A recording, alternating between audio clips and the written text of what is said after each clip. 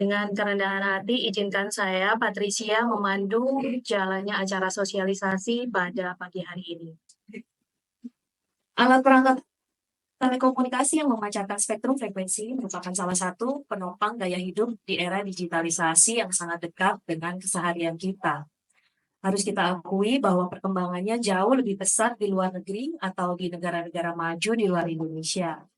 Karena itu, pemerintah membuka importasi alat perangkat telekomunikasi agar masyarakat Indonesia dapat menikmati juga kemajuan teknologi alat perangkat telekomunikasi dengan tidak mengesampingkan juga perlindungan atas produksi anak bangsa di dalam negeri.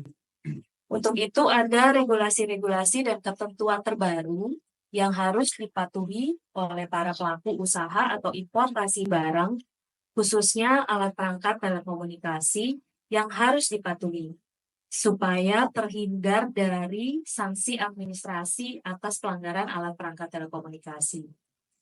Untuk melengkapi kegiatan sosialisasi pada hari ini, kami mengundang yang kami hormati Direktur Pengendalian SDPPI, Bapak Sabirin Mukhtar, untuk memberikan arahan dan sambutan. Pada Bapak Sabirin, kami persilahkan. Ya, terima kasih. Assalamualaikum warahmatullahi wabarakatuh. Waalaikumsalam warahmatullahi wabarakatuh. Selamat pagi, salam sejahtera bagi kita semuanya. Yang saya hormati para pejabat fungsional dan ketua tim di lingkungan Dijen SDPPI. Yang saya hormati rekan-rekan KUPT atau teman-teman di kantor pusat. Yang saya hormati para peserta sosialisasi yang hadir pada pagi hari ini, dan yang saya hormati rekan-rekan para narasumber. Pertama-tama marilah kita panjatkan puji syukur kehadirat Allah Subhanahu wa Ta'ala atas limpahan rahmat dan karunia-Nya kita dapat hadir pada acara sosialisasi di pagi hari.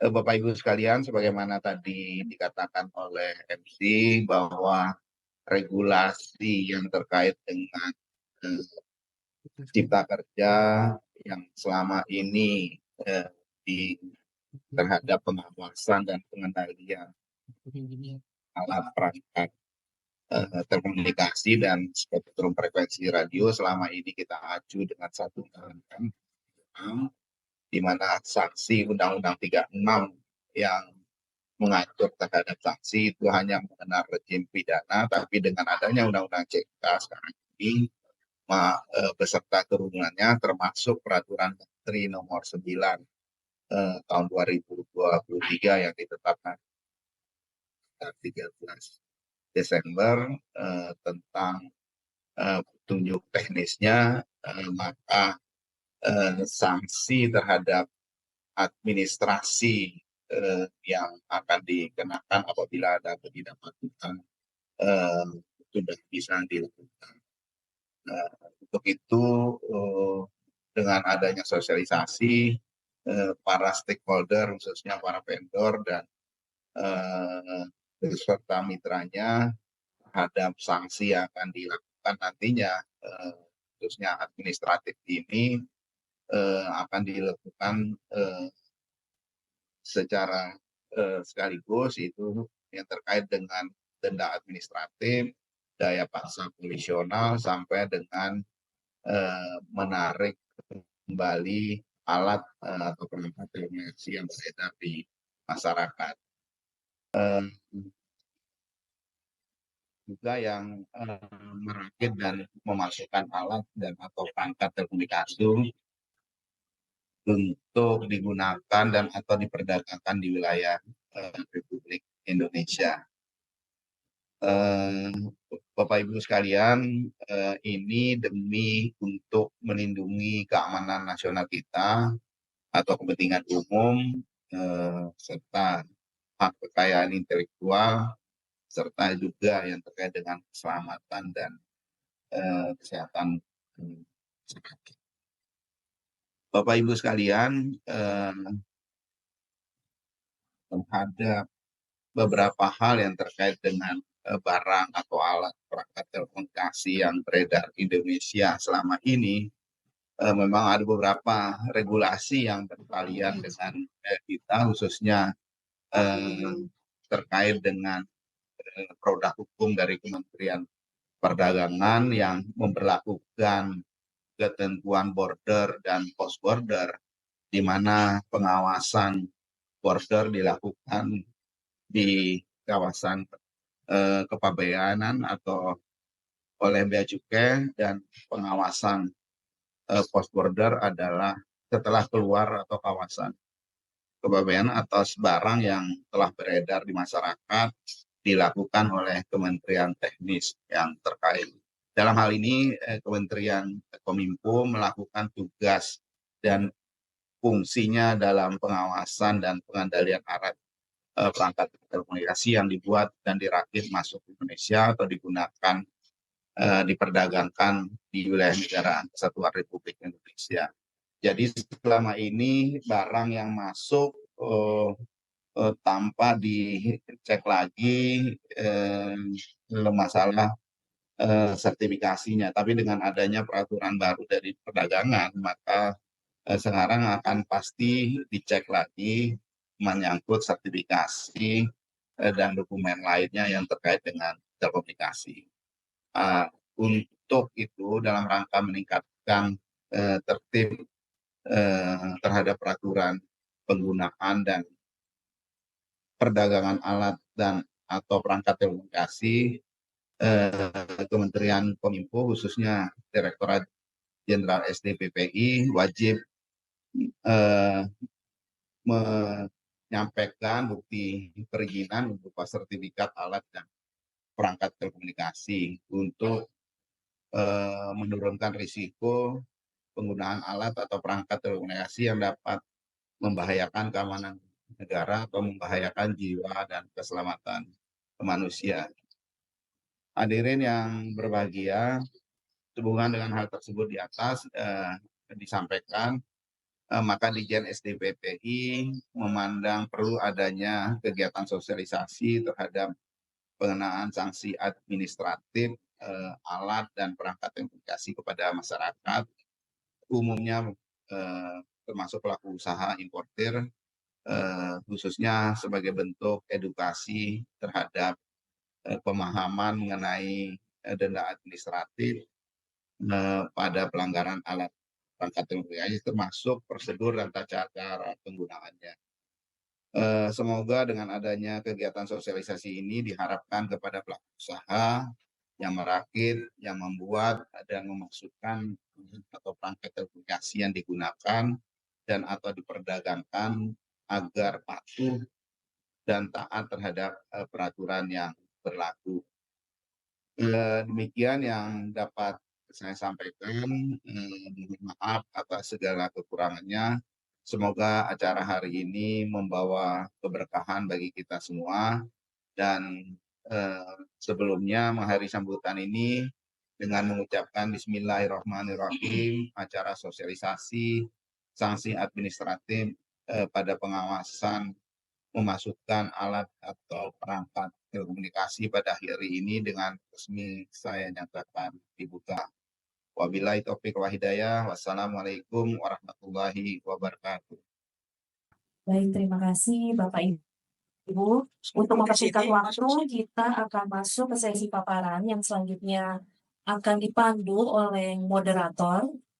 Moderator pada hari ini oleh Ibu Andi Faisa Ahmad.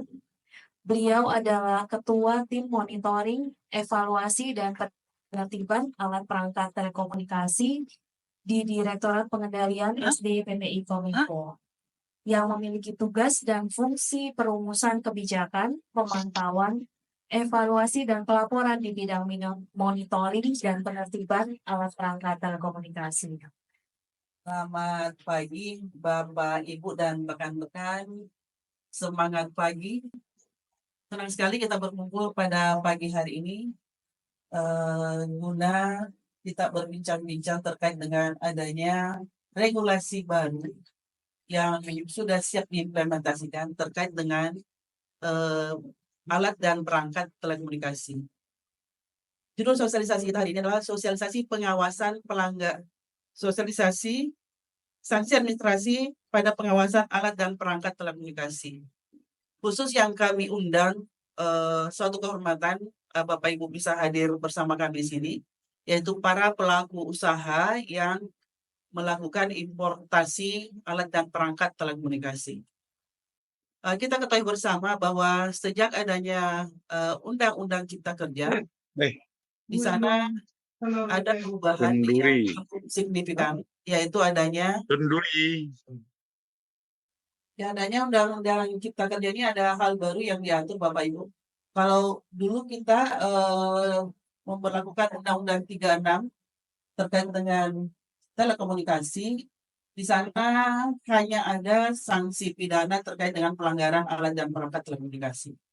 Namun di aturan baru ini ada pemberlakuan sanksi administratif. Yang di dalamnya itu ada teguran tertulis, ada denda administratif, ini berupa rupiah, dan ada daya paksa polisional dan kewajiban mereekspor atau menarik semua alat dan perangkat jika ditemukan hal di lapangan, perangkat-perangkat tersebut tidak memenuhi standar teknis dan tidak bisa dibuktikan memiliki sertifikat. Memang dalam pengawasan sekarang ini ada perangkat yang border dan ada kebanyakan post border. Inilah kita butuh kerjasama dari bapak-bapak pelaku usaha untuk kita sama-sama menjalankan regulasi yang terbaru ini. Tentunya agar tercipta penggunaan alat dan perangkat yang tertib dan sesuai dengan regulasi yang ada. Di tengah-tengah saya sudah ada 3 narasumber yang akan memaparkan terkait dengan alat dan perangkat telekomunikasi. Yang pertama ada Pak Wahyu Adidana Prasojo. Beliau adalah Ketua Tim Bagian Pelayanan Sertifikat. Direktur Standarisasi. Direktur Standarisasi ini mempunyai tugas utama dalam penyusunan regulasi terkait dengan alat dan perangkat telekomunikasi. Yang kedua, pengujian kepatuhan pemenuhan standar dan bagian pelayanan yang menerbitkan sertifikat bapak-bapak dan rekan-rekan kami dari Direktur Standar dan sekaligus juga yang akan melakukan post market surveillance. Untuk selanjutnya saya persilahkan ke Pak Wahyu untuk menyampaikan terkait dengan regulasi terkait alat dan perangkat, sertifikasinya seperti apa, pemberlakuan saat ini post border seperti apa. Jadi pelaku usaha yang hadir pada Zoom meeting ini bisa memahami lebih dalam lagi. Waktu dan tempat saya persilahkan. Baik, terima kasih Bu Andi atas waktunya. Dan terakhir, Assalamualaikum. Saya mendapat tugas dari panitia untuk memberikan informasi terkait sertifikasi alat dan perangkat telekomunikasi dalam rangka sosialisasi sanksi administrasi pada alat dan perangkat telekomunikasi. Saya hanya informasi sekilas saja sebagai reminder ya, di mana agenda yang akan saya bawakan ini komplit di paparan ini. Jadi jika ada nanti pertanyaan yang akan ditanyakan pada sesi tanya jawab akan lebih detail lagi. Oke, jadi pertama itu ada dasar hukum di mana yang akan pertama kita bahas terkait dengan Undang-Undang Nomor 6 Tahun 2023 yang merupakan Cipta Kerja perganti dari Perpu 2 Nomor 22. Nah, di situ di Undang-Undang Cika dengan Undang-Undang Telekomunikasi Nomor 36 itu ada beberapa updating. Nah, dengan tujuannya untuk Undang Cika antara lain peningkatan ekosistem investasi dan kegiatan berusaha. Nah, di sini ada beberapa pasal yang mengubah ketentuan seperti pasal 71, di mana pada Undang-Undang 36 itu menyebutkan perangkat telekomunikasi yang diperdagangkan, dibuat dan dirakit, dimasukkan dan atau digunakan di wilayah negara Republik Indonesia wajib memperhatikan persyaratan teknis. Nah, semua kalimat persyaratan teknis yang ada di Undang-Undang 36 itu diganti menjadi standar teknis. Lalu juga ada terkait mengubah pasal 45 di Undang-Undang 36. Nah, ini mungkin sebagai dasar karnya itu, di mana tadi pengulahannya peringatan tertulis dan pencabutan izin.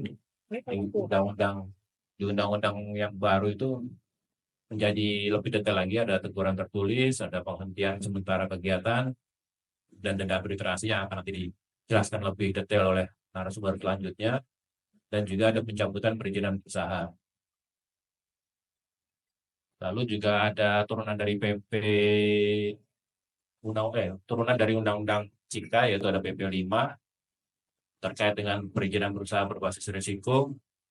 Nah, yang mengatur terkait dengan sertifikasi itu ada di pasal 151 terkait dengan masa laku, jangka waktu sertifikat dan kewajibannya, di mana pada pasal 151 itu kita ada KBLI yang kita atur, yaitu sebanyak 74 jenis KBLI, namun per September 22 itu untuk KBLI semua kita open, dan ada juga pengaturan tentang proses sertifikasi, di mana kita 1 hari selesai, dan juga ada terkait masa laku sertifikat.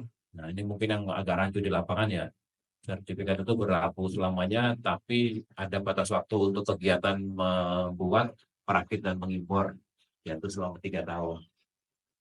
Di PP 5 juga mengatur terkait sanksi administrasi berupa denda administrasi, lalu ada pengenaan daya paksa polisional, juga ada pencabutan sertifikat, dan ada kewajiban juga dari pelaku usaha untuk menarik kembali alat perangkat yang telah diperdagangkan, dan juga terkait sanksi administrasi dan juga penghentian layanan sertifikasi. Nah, mungkin untuk sanksi ini nanti akan lebih detail lagi disampaikan oleh narasumber selanjutnya. Mungkin saya akan masuk saja ke regulasi yang mengatur terkait sertifikasi alat dan atau perangkat telekomunikasi. Mungkin saya informasikan juga bahwa tahun ini mungkin ada regulasi pengganti dari nomor 16 tahun 2018 ini, posisinya saat ini sudah ada di Pak Menteri ya, menunggu persetujuan dari Pak Menteri. Jadi setelah itu terbit mungkin akan kita sosialisasikan ke Bapak Ibu sekalian di pelaku usaha. Nah, dalam Permen 16 tahun 2016 ini ada beberapa informasi yang bisa saya sampaikan, seperti adanya lampiran untuk HS code. Nah, lampiran HS code ini yang menyatakan bahwa perangkat tersebut untuk saat regulasi ini terbit yang kita petakan sebagai wajib perangkat telekomunikasi. Namun tidak serta-merta jika pada lampiran 1 Permen nomor 16 ini tidak ada perangkat yang tercantum pada lampiran tersebut, tetapi memiliki fungsi telekomunikasi, maka otomatis perangkat tersebut juga harus wajib sertifikasi. Karena sekarang ini banyak sekali perangkat yang bukan fungsi utama telekomunikasi, tetapi memiliki fungsi telekomunikasi seperti AC, nojo sibuk Pak, biasa we ku kebutuhan dan nih Pak. Ada juga ada air purifier, Kan kok saja, perangkat non telekomunikasi cuma memiliki fungsi telekomunikasi, maka perangkat tersebut harus juga dilakukan sertifikasi. Nah, untuk saat ini itu yang bisa melakukan permohonan sertifikasi baru 4 jenis pelaku usaha ya, yaitu yang pertama pemilik merek, yang kedua perwakilan, yang ketiga perakit, dan yang keempat pembuat. Dan untuk syarat-syaratnya mungkin nanti Bapak Ibu juga baca di paparan ini karena mungkin sudah familiar ya. Oke, untuk selanjutnya ini terkait dengan informasi lab pengujian kita dalam negeri, di mana saat ini ada 10 lab dalam negeri ini. Mungkin ada 1 lab yang masih dalam proses perpanjangan ya, jadi belum. Saat ini ada 10 lab yang kita akui. Dan untuk daftar acuan teknis yang digunakan untuk pengujian itu bisa Bapak Ibu buka di link yang sebelah kiri itu, daftar standar acuan teknis. Dan selain lab luar negeri kita juga lab dalam negeri kita juga ada lab luar negeri, yaitu ada 126 lab non HKT dan 23 lab luar negeri yang kita akui. Nah, mungkin ini informasi yang terbaru saat ini sejak tahun 2023 akhir itu ada regulasi PP 43 nomor 2023 untuk biaya sertifikasi. Nah, di sini biaya secara garis besar dibagi menjadi 2, yaitu untuk HKT dan non HKT. Di mana HKT itu adalah handphone, komputer genggam, dan tablet. Nah, itu kita bagi dua secara garis besar, dan ada perubahan nilai biaya tarifnya ya. Yang semula hanya 50 juta, sekarang ada variasi. Dan ada juga perubahan sertifikat, itu biayanya tadinya 7 juta ya di tarif lama, sekarang 0 rupiah, itu gratis untuk perubahan sertifikat. Tidak kita kenakan biaya. Nah, untuk selanjutnya terkait dengan komitmen kita one day service, di sini kita melakukan layanan sertifikasi itu 1 hari selesai. Jadi Bapak Ibu masuk pagi ya sore atau sore sudah keluar untuk tagihannya. Dan jika dibayarkan secara langsung maka akan real time sertifikat juga akan terbit. Nah, terkait masa laku juga yang tadi sudah saya sampaikan bahwa sertifikat tidak berbatas waktu. Namun untuk kegiatan membuat, merakit, dan memasukkan itu dibatasi 3 tahun. Jika tahun keempat akan melakukan pembuatan atau merakit atau mengimpor itu harus melakukan sertifikat ulang. Nah, untuk saat ini LHU atau hasil uji yang digunakan pada sertifikat awal itu masih kita terima untuk sertifikat ulang selama tidak ada perubahan spesifikasi teknis dan juga tidak adanya perubahan di regulasi teknisnya. Nah, ini selanjutnya contoh sertifikat yang Bapak Ibu peroleh ya. Saat ini untuk pencetakan sertifikat itu ada di webnya OSS ya. Di kita sudah tidak ada lagi. Jadi jika ingin mencetak itu harus di OSS, karena yang menerbitkan sekarang juga dari sistem OSS di BKPM. Nah, mungkin ini selanjutnya yang terkait label ya, untuk di lapangan ini juga mungkin dari perwakilan Balmon atau UPT itu juga, dan Bapak Ibu sekalian juga harus memperhatikan perangkat-perangkat yang Bapak impor ke Indonesia itu harus diberi label dahulu sebelum diperdagangkan, digunakan. Idealnya sih sebelum diimpor itu sudah dipasang ya, jadi lebih lebih tertib dalam pengawasannya. Nah, untuk label kita itu terdiri dari 3 komponen, yaitu ada nomor sertifikat. Nah, ini contoh format penulisannya ya, nomor sertifikat garis miring STPPI garis miring tahun 2024. Lalu di bawahnya ada nomor pelanggan ID. Nomor pelanggan ID ini nomor biasanya si pemilik sertifikatnya. Nah, lalu kedua itu ada komponen QR code, di mana QR code ini bisa Bapak Ibu baca dari smartphone Bapak Ibu kalian, nanti akan langsung mengelink ke website kami, yaitu di websitenya sertifikasi. Dan yang ketiga itu ada tanda peringatan, di mana kita dilarang mengotak-atik perangkat yang akan digunakan tersebut. Nah, mungkin juga sebagai pengingat, untuk label ini di PP 5 kita ada sanksi ya. Sanksinya itu yang pertama berupa teguran tertulis, dan juga yang kedua adanya penghentian layanan selama 6 bulan. Jadi mungkin menjadi perhatian Bapak Ibu sekalian sebagai pelaku usaha yang mengimpor atau memproduksi perangkatnya itu agar memperhatikan label perangkatnya agar terpasang. Ya, karena nanti juga akan kita ada rutin untuk PMS ya, uji petik di lapangan, di mana kita mengambil perangkat yang telah bersertifikat, maka kita harus memastikan bahwa label tersebut telah terpasang pada perangkatnya. Nah, ini untuk sistematika pelaporan label secara online. Jadi Bapak Ibu sekalian jika sudah membuat label perangkat harus dilaporkan ke web kami secara online. Nah, untuk sanksinya seperti ini. Dan untuk perubahan sertifikat, karena saat ini juga tarif untuk perubahan sertifikat itu, maka Bapak Ibu sekalian jika ada perubahan nama pemegang merek atau perubahan alamat pemegang merek seperti pindah alamat itu juga wajib melaporkan ke kita. Karena kita tidak otomatis mengupdate apa perubahan yang Bapak Ibu lakukan di sistem OSS ya, maka harus dilakukan trigger dahulu di website kita, baru kita juga akan melakukan updating. Nah, mungkin itu juga terkait pengecualian penggunaan standar teknis perangkat telekomunikasi. Nah, mungkin ini juga menjadi perhatian Bapak Ibu sekalian jika ada perangkat yang digunakan hanya untuk sementara ya. Nah, ini boleh perangkat telekomunikasi masuk ke Indonesia, cuman dibatasi waktunya penggunaannya, dan juga ada batas waktu. Ada batas jumlah maksimal yang diperbolehkan, yaitu diperbolehkan untuk barang bawaan atau barang yang dikirim melalui penyelenggara pos. Nah, ini dibatasi jumlahnya itu 2 unit untuk CPE dan 1 unit untuk non CPE. Lalu juga digunakan untuk keperluan penelitian dan pengembangan serta untuk penanganan bencana alam. Nah, itu juga diperbolehkan masuk untuk sementara tanpa memiliki sertifikat. Lalu yang ketiga digunakan untuk keperluan uji coba, dan keempat digunakan untuk sampel uji. Nah, untuk sampel uji ini kita memerlukan persyaratan adanya surat pengantar dari lab dalam negeri yang akan melakukan pengujian perangkat Bapak Ibu sekalian untuk poin 4 ini.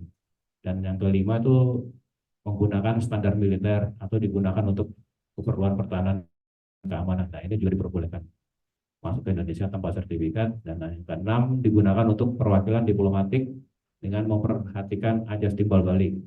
Dan yang ketujuh terakhir itu digunakan sebagai sarana untuk mengukur alat dan perangkat telekomunikasi. Nah, untuk persyaratan dan ketentuannya ini ada di seperti ini.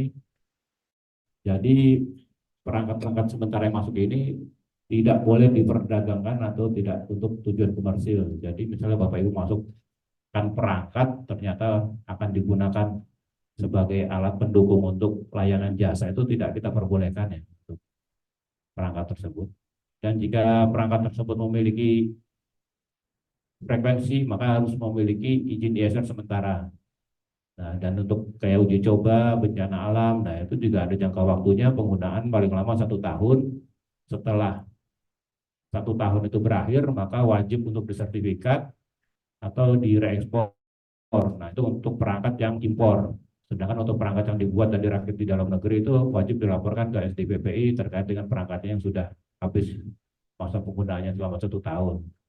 Nah, ini yang D ini pembatasan jumlah yang diperbolehkan, dan yang untuk E ini informasi alamat lokasi untuk perangkat yang akan dilakukan uji coba.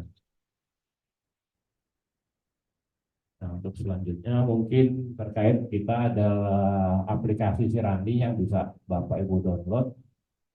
Saya harap dapat memberikan bintang 5 juga Pak sekalian iklan. Gitu. Dan silakan juga kalau ada kekurangannya diinformasikan ke kita menu apa saja yang diperlukan oleh Bapak Ibu sekalian dalam aplikasi tersebut sehingga kita bisa perbaiki atau kita lengkapi. Ini bisa di-download pada Google Play atau di App Store itu. Silakan Bapak Ibu download di Google Play atau di App Store. Lalu selanjutnya untuk sertifikasi kita itu sudah terhubung dengan OSS sejak November ya 2021. 2021. Ya. Nah, ini alur proses bisnisnya di mana kita itu sekarang sudah single sign on. Bapak Ibu sekalian masuk dari sistem OSS, maka akan otomatis masuk juga ke sistem sertifikasi kita. Nah, untuk sistem sertifikasi kita itu kita sudah online tuh sejak 4 September 2017. Nah, lalu diperbarui sekarang dengan aplikasi baru dengan kita beri nama e-sertifikasi Next Gen. Jadi setelah Bapak Ibu masuk OSS, input permohonan di aplikasi Next Gen dan akan kita evaluasi. Nah, kita akan baca dokumen Bapak Ibu sekalian yang dilampirkan seperti LAU dan dokumen lainnya. Jika memang memenuhi persyaratan, maka akan kita keluarkan tagihan. Tagihan itu berupa surat pemberitahuan pembayaran yang Bapak Ibu bisa bayarkan secara via Simponi, yaitu tanpa lagi melalui host-to-host seperti yang selama yang dulu ya, proses yang dulu. Sekarang di Simponi itu kita sudah banyak bank-bank yang bisa melakukan pembayaran untuk sertifikasi ini. Nah, setelah pembayaran dilakukan, maka sertifikat akan terbit di OSS, bukan di webnya sertifikasi lagi, karena memang sekarang ini sertifikasi dilakukan dari perizinan di BKPM, seperti itu. Oke, sementara itu yang bisa saya sampaikan. Waktu dan tempat saya kembalikan ke Bu Andi. Terima kasih, Bu Andi. Terima kasih Pak Wahyu sudah menyampaikan terkait dengan regulasi, sertifikasi alat dan perangkat telekomunikasi. Ada beberapa hal tadi ya yang disampaikan oleh beliau, mulai dari KPLI, ada perubahan PM16 tahun 2018, kita tunggu di tahun ini untuk kita implementasikan bersama. Ini posisinya sudah di Pak Menteri, dan di situ nanti ada beberapa hal baru yang diatur, termasuk pengajuan sertifikat. Nanti pengajuan sertifikat dimungkinkan dilakukan oleh perorangan. Diuraikan terkait dengan HS code dan ada beberapa perangkat telekomunikasi yang dikecualikan untuk dilakukan sertifikasi. Namun dengan ketentuan bahwa itu tidak untuk diperdagangkan, tapi untuk digunakan secara pribadi. Tadi ada beberapa ya, ada CPE yang dibawa 2, yang untuk non CPE 1, alat untuk pertahanan keamanan dan alat untuk alat ukur, alat untuk uji coba, tapi tentunya semua ini yang untuk uji coba melalui Direktorat Standarisasi dengan mengeluarkan surat keterangan pemasukan barang. Baik, untuk selanjutnya kita akan mendengarkan pemaparan dari pemateri kedua, yaitu Saudara Yogo Prihandoko. Beliau adalah PIC Monitoring, Evaluasi, dan Penertiban Alat dan Perangkat Telekomunikasi Direktorat Pengendalian, yang tugas sehari-hari beliau adalah melakukan monitoring, termasuk melakukan monitoring terkait dengan importasi alat dan perangkat telekomunikasi. Yang kedua, mengevaluasi hasil-hasil penertiban dari UPT terkait dengan alat dan perangkat telekomunikasi, dan tentunya melakukan evaluasi regulasi apa saja yang perlu diupdate dengan mengikuti perkembangan regulasi yang ada saat ini. Waktu dan tempat saya persilahkan. Dan perkenalkan, nama saya Yogo Prihandoko, yang tadi disampaikan oleh Ibu Andi selaku moderator. Saya mulai saja untuk presentasinya. Bismillahirrahmanirrahim. Assalamualaikum warahmatullahi wabarakatuh. Salam sejahtera untuk kita semua. Om Swastiastu, Namo Buddhaya, Salam Kebajikan, Rahayu. Izin saya hari ini akan melakukan presentasi terkait dengan sosialisasi, pengawasan, pelanggaran alat dan perangkat telekomunikasi. Baik, latar belakang untuk diadakan sosialisasi ini adalah dengan diberlakukannya Undang-Undang Nomor 6 Tahun 2023 tentang penerapan peraturan pemerintah pengganti Undang-Undang Nomor 2 Tahun 2022 tentang Cipta Kerja menjadi undang-undang, maka sanksi administrasi terhadap pelanggaran alat dan perangkat telekomunikasi yang dibuat, dirakit, dan atau dimasukkan untuk digunakan dan diperdagangkan di wilayah negara Republik Indonesia dapat dikenakan secara menyeluruh sesuai ketentuan dan peraturan yang berlaku. Adapun dasar hukum yang melatar belakangi kegiatan pengawasan alat dan perangkat telekomunikasi yaitu pertama, Undang-Undang Nomor 6 Tahun 2023 tentang Cipta Kerja yang mulai diberlakukan tanggal 30 Desember 2022, Peraturan Pemerintah PP 5 Tahun 2021 tentang penyelenggaraan perizinan berusaha berbasis risiko yang sudah mulai berlaku tahun 2021, 2 Februari 2021.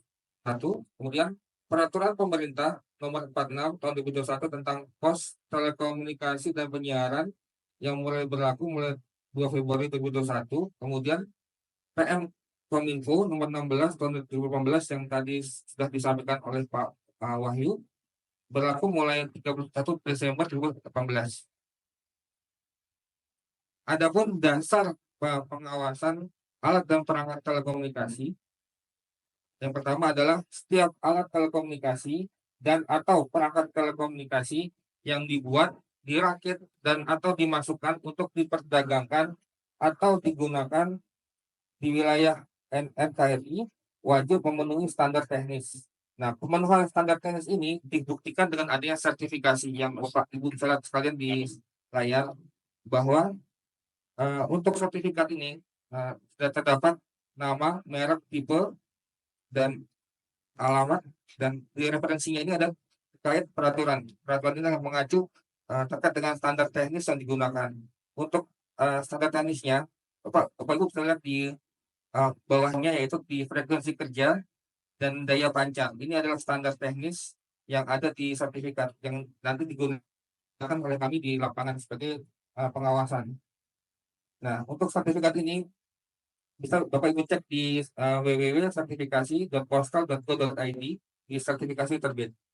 Kemudian ini adalah ketentuan standar teknis alat dan perangkat telekomunikasi yang sudah ada di peraturan Kementerian Kominfo. Yang pertama adalah terkait dengan perangkat microwave link, Ini mengacu pada PM Kominfo nomor 2 tahun 2019 tentang penggunaan spektrum frekuensi radio untuk keperluan microwave dari point to point. Kemudian untuk perangkat telekomunikasi mengacu pada PM Kominfo nomor 4 tahun 2019 tentang persyaratan teknis untuk keperluan penyelenggaraan televisi siaran dan radio siaran. Kemudian di PM Kominfo nomor 6 tahun 2019 tentang persyaratan teknis perangkat telekomunikasi untuk televisi. Kemudian untuk radio siaran ini mengacu pada PM Kominfo nomor 4 tahun 2019 tentang persyaratan teknis alat dan perangkat telekomunikasi untuk keperluan penyelenggaraan televisi siaran dan radio siaran. Kemudian untuk perangkat wireless LAN atau WLAN itu mengacu pada Perjanjian SDBPI nomor 2 tahun 2019 tentang persyaratan teknis alat dan perangkat telekomunikasi wireless lokal area. Nah, nanti di sertifikasi akan di bagian referensi yang tadi saya sampaikan, peraturan tersebut akan muncul sebagai bentuk standar teknis dari perangkat tersebut. Kemudian ini adalah dasar hukum terkait dengan alat dan perangkat telekomunikasi yang dilarang dan tidak boleh diperdagangkan atau diperjualbelikan. Mengacu pada Undang-Undang Nomor 36 tahun 1999 tentang telekomunikasi, di PP 46 tentang pos telepon dan siaran berbunyi bahwa setiap alat telekomunikasi dan atau perangkat telekomunikasi yang menggunakan spektrum frekuensi radio dan sengaja didesain untuk memblokir, mengacaukan, mengacak, dan atau mengganggu penggunaan spektrum frekuensi radio yang berizin atau menimbulkan gangguan elektromagnetik kepada masyarakat atau penyelenggaraan telekomunikasi dilarang dibuat, dirakit, dimasukkan untuk diperdagangkan dan atau digunakan di wilayah NKRI. Nah, ini pengecualian bagi penggunaan untuk kepentingan keamanan dan pertahanan negara. Jadi, selain untuk kepentingan keamanan dan pertahanan negara, untuk perangkat tersebut, contohnya jammer ini yang maka tidak boleh dipergunakan maupun diperdagangkan. Nah, sanksinya adalah pidana sesuai dengan Undang-Undang Nomor 36 tentang telekomunikasi bahwa barang siapa yang melanggar ketentuan perbuatan yang dapat menimbulkan gangguan fisik dan elektromagnetik terhadap penyelenggaraan telekomunikasi dipidana dengan pidana penjara paling lama 6 tahun atau denda paling banyak 600 juta rupiah. Jadi tidak ada sanksi administrasi terkait dengan penggunaan perangkat alat dan telekomunikasi yang dilarang ini. Kemudian di kami di Direktorat Jenderal SDPPI, khususnya di Direktorat Pengelolaan SDPPI, terdapat 3 pengawasan alat telekomunikasi dan atau perangkat telekomunikasi. Yang pertama adalah pengawasan secara monitoring online terhadap perdagangan di e-commerce. Kemudian pengawasan terhadap alat dan perangkat telekomunikasi yang sudah beredar di masyarakat, baik dari sisi pengguna maupun yang diperdagangkan di toko atau distributor. Kemudian tadi yang ketiga adalah pengawasan impor alat dan telekomunikasi di luar cross border tersebut dengan cross border. Baik, saya jelaskan untuk yang pertama. Untuk pengawasan alat dan perangkat telekomunikasi yang dilakukan secara monitoring online di e-commerce itu mengacu pada PP 71 tahun 2019 bahwa setiap PSE atau toko online itu wajib memastikan bahwa sistem elektroniknya tidak memuat informasi elektronik dan atau dokumen elektronik yang dilarang, dan sistem elektroniknya tidak memfasilitasi penyebarluasan informasi elektronik dan atau dokumen elektronik yang dilarang. Nah, fokus untuk monitoring online ini ada di pemancar FM, set-top box, AM, radio link, radio microlink, handphone, honey-talkie, GSM, BTS, jammer, dan lainnya. Maka kami harapkan kepada Bapak Ibu sekalian, apabila mau mencantumkan perdagangan di toko online, wajib memenuhi sertifikasi. Jika tidak, maka kami akan melakukan takedown terhadap konten yang Bapak Ibu perjualbelikan di toko online tersebut. Seperti contohnya bahwa kita melakukan monitoring online di Shopee, Tokopedia, Bineka, Lazada, dan Bukalapak. Dan apabila terindikasi adanya pelanggaran atau tidak terdapat mereka memiliki sertifikat, maka kami akan melakukan takedown terhadap konten yang diperjualbelikan tersebut. Kemudian pengawasan kedua adalah pengawasan terhadap alat dan perangkat telekomunikasi yang sudah beredar di masyarakat. Ini dilakukan oleh Direktorat Pengelolaan SDPPI dan UPT Balai Monitor Spektrum di seluruh Indonesia. Kegiatannya dua, yaitu pengawasan terhadap penggunaan spektrum frekuensi radio dan atau perangkat telekomunikasi yang dilaksanakan melalui kegiatan observasi berupa identifikasi penggunaan frekuensi radio dan alat atau perangkat telekomunikasi, pengukuran parameter teknis radio dan singkat teknis. Kemudian pengawasan terhadap perdagangan alat dan perangkat telekomunikasi dengan cara mengidentifikasi nama, perangkat, dan merek tipe dari perangkat tersebut, memverifikasi ada atau tidak nomor sertifikat dan barcode pada perangkat dan kemasan. Yang ketiga, memvalidasi merek tipe perangkat sudah memiliki izin sertifikat perangkat di aplikasi Sirani atau di sertifikasi dan tutup tadi. Maka seperti tadi yang disampaikan oleh Pak Wahyu, kami harapkan untuk setiap perangkat yang diperjualbelikan itu sudah ada label QR code dan barcode-nya. Jadi untuk memudahkan kami untuk mengadakan pengecekan apakah perangkat yang diperjualbelikan itu sudah memiliki sertifikat atau belum. Kemudian apabila perangkat tersebut tidak memiliki sertifikat, maka bisa kami amankan dan kami segel. Seperti contoh gambar di atas seperti ini. Dan untuk kemudian, nextnya itu adalah pengawasan terhadap impor alat dan perangkat telekomunikasi atau nanti post border. Berdasarkan aturan yang berlaku bahwa pengawasan alat telekomunikasi terbagi menjadi dua. Pengawasan alat telekomunikasi dan perangkat telekomunikasi yang di dalam kawasan pabean itu contohnya adalah printer berwarna itu dilaksanakan oleh Dirjen Bea Cukai di Menju. Ini untuk item printer berwarna ini masuk ke dalam kategori pengawasan border. Kemudian untuk kedua, pengawasan alat telekomunikasi dan atau perangkat telekomunikasi di luar kawasan pabean. Itu dilaksanakan oleh kami, Direktur Jenderal SPBI Kominfo. Untuk pengawasan post border dilaksanakan oleh aplikasi sistem pengawasan post border SPBI atau SIANDI dengan tahapan 1, notifikasi. Kedua, klarifikasi dan verifikasi.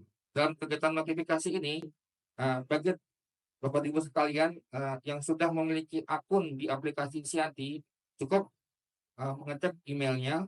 Nanti kami akan menyampaikan notifikasi kepada pelaku usaha melalui email yang terdaftar di aplikasi SIANDI untuk dapat ditindaklanjuti dengan upload data dukung dokumen sertifikat dan atau surat keterangan dan atau dokumen lain yang menjadi data dukung Bapak dan Ibu melakukan importasi.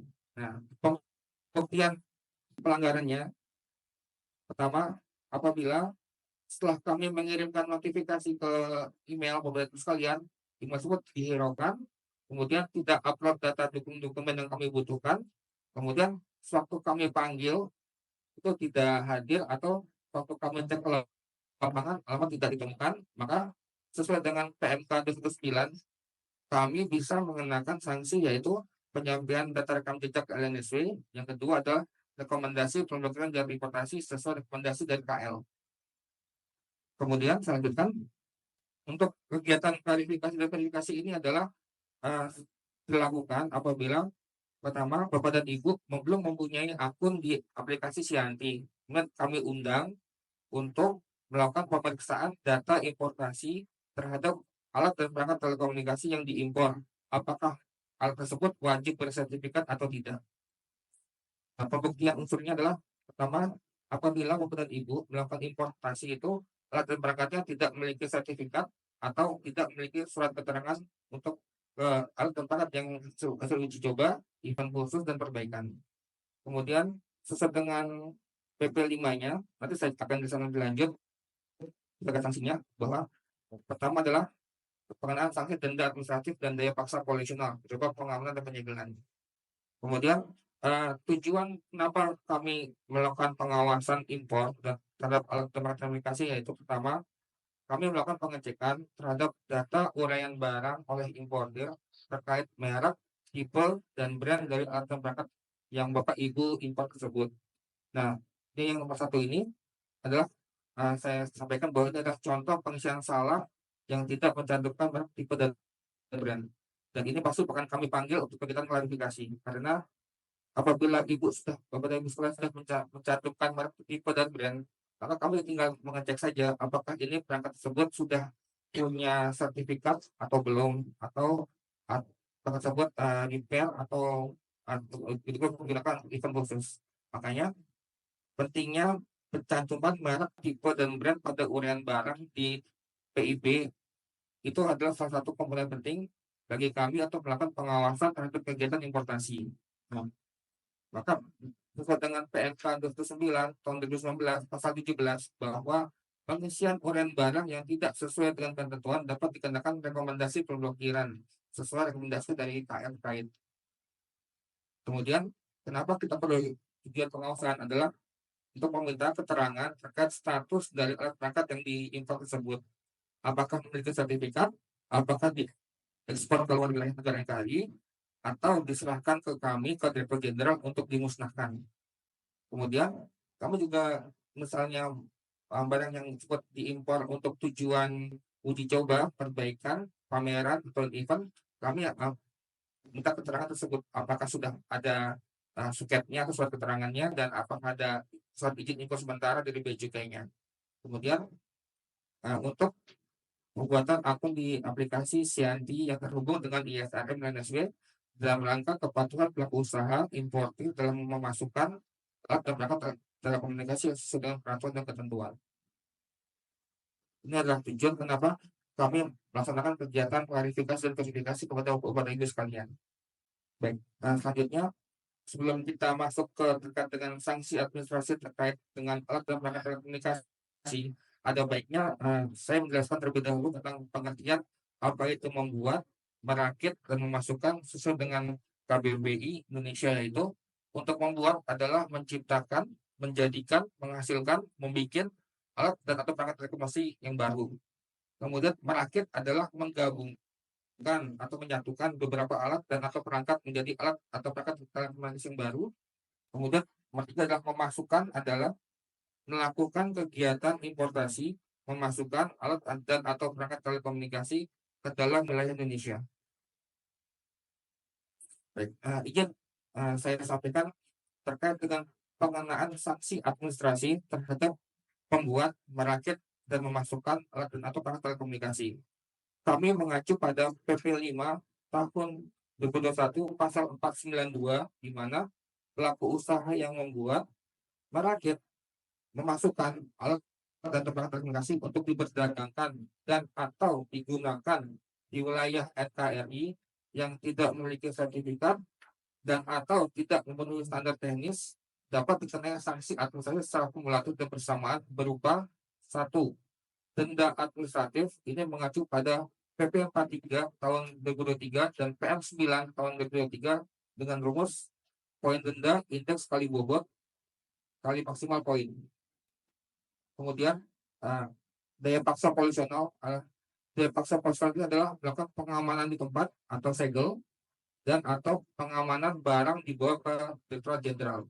Ketiga, pencabutan sertifikat, menarik kembali alat dan perangkat telekomunikasi yang telah diperdagangkan dan atau digunakan oleh masyarakat. Yang kelima adalah penghentian layanan sertifikat selama 1 tahun. Yang tadi yang disampaikan oleh Pak Wahyu bahwa apabila sertifikat yang dibuat, dirakit, dimasukkan sudah lebih dari 3 tahun, maka wajib untuk sertifikasi baru. Kemudian adalah yang ketiga adalah yang terakhir evaluasi dari Direktorat Jenderal. Di samping sanksi administratif juga ada terkait dengan pidana, yaitu pidana dapat dikenakan untuk pelaku usaha yang membuat, merakit, dan memasukkan. Pertama, apabila perangkat yang diimpor adalah perangkat yang membahayakan keamanan negara, keselamatan jiwa manusia, dan atau mengakibatkan kematian seseorang. Kemudian pelanggaran tidak memiliki sertifikat secara berulang setelah dikenakan sanksi administratif. Kemudian kedua adalah sanksi administratif untuk perdagangan dan atau penggunaan alat dan atau perangkat telekomunikasi. Mengacu pada PP 5 tahun 2021 pasal 493, di mana setiap orang yang memperdagangkan dan atau menggunakan alat dan atau perangkat telekomunikasi yang tidak memiliki sertifikat atau tidak memenuhi standar teknis dikenai sanksi administratif berupa secara kumulatif dan bersamaan berupa 1. Surat teguran. Surat teguran ini kami berikan 1 kali untuk subjek dan pelanggaran yang sama. 2. denda administratif tadi mengacu pada PP 43 dan PM9 tahun 2023. Ketiga, daya paksa polisional sama pengamanan di tempat dan pengamanan barang yang dibawa ke Direktorat Jenderal. Yang keempat adalah menarik kembali alat dan perangkat telekomunikasi yang diperdagangkan dan atau digunakan oleh masyarakat. Ini sertifikat dicabut dan evaluasi dari Direktorat Jenderal. Untuk pidana pun sama, bahwa apabila perangkat yang diperdagangkan dan digunakan itu adalah membahayakan jiwa manusia, keamanan negara, dan mengakibatkan kematian seseorang. Kemudian, penggunaan perangkat tidak sesuai dengan standar teknis secara berulang setelah dikenakan sanksi administratif dari poin 1 sampai poin 4 tadi.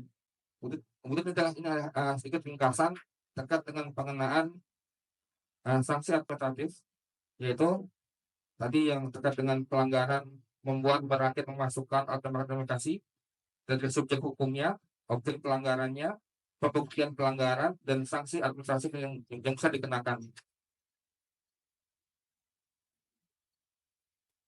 Untuk membuat paket masukan untuk digunakan, pembuktiannya adalah tidak memiliki sertifikat, sanksi administratifnya denda administrasi, kedua daya paksa polisional. Kemudian selanjutnya untuk pelanggaran sanksi administrasi untuk menggunakan dan memperdagangkan alat dan perangkat telekomunikasi, itu juga sama, subjek hukumnya setiap orang, objek pelanggarannya adalah menggunakan dan atau memperdagangkan, pembuktiannya adalah tidak memiliki sertifikat atau penggunaan alat dan perangkat telekomunikasi tidak sesuai dengan standar teknis seperti sertifikat tadi yang saya sampaikan tadi. Kemudian sanksinya teguran tertulis, denda administrasi, daya paksa polisional, dan naik kembali. Mungkin dari saya cukup sekian. Terima kasih atas waktunya. Saya serahkan ke Bu Andi selaku moderator. Terima kasih Pak Yogo atas paparannya, lengkap sekali ya. Saya berharap yang hadir pada sosialisasi hari ini dapat memahami lebih jauh lagi terkait dengan regulasi-regulasi alat dan perangkat telekomunikasi. Tadi mulai dari Undang-Undang 36 itu masih berlaku Bapak Ibu. Tadi kalau Mas Yogo menjelaskan adanya pidana itu nanti akan mengacu kepada Undang-Undang 36. Yang mana yang masih akan dikenakan pidana ya adalah pelanggaran berulang. Misalnya nih importir.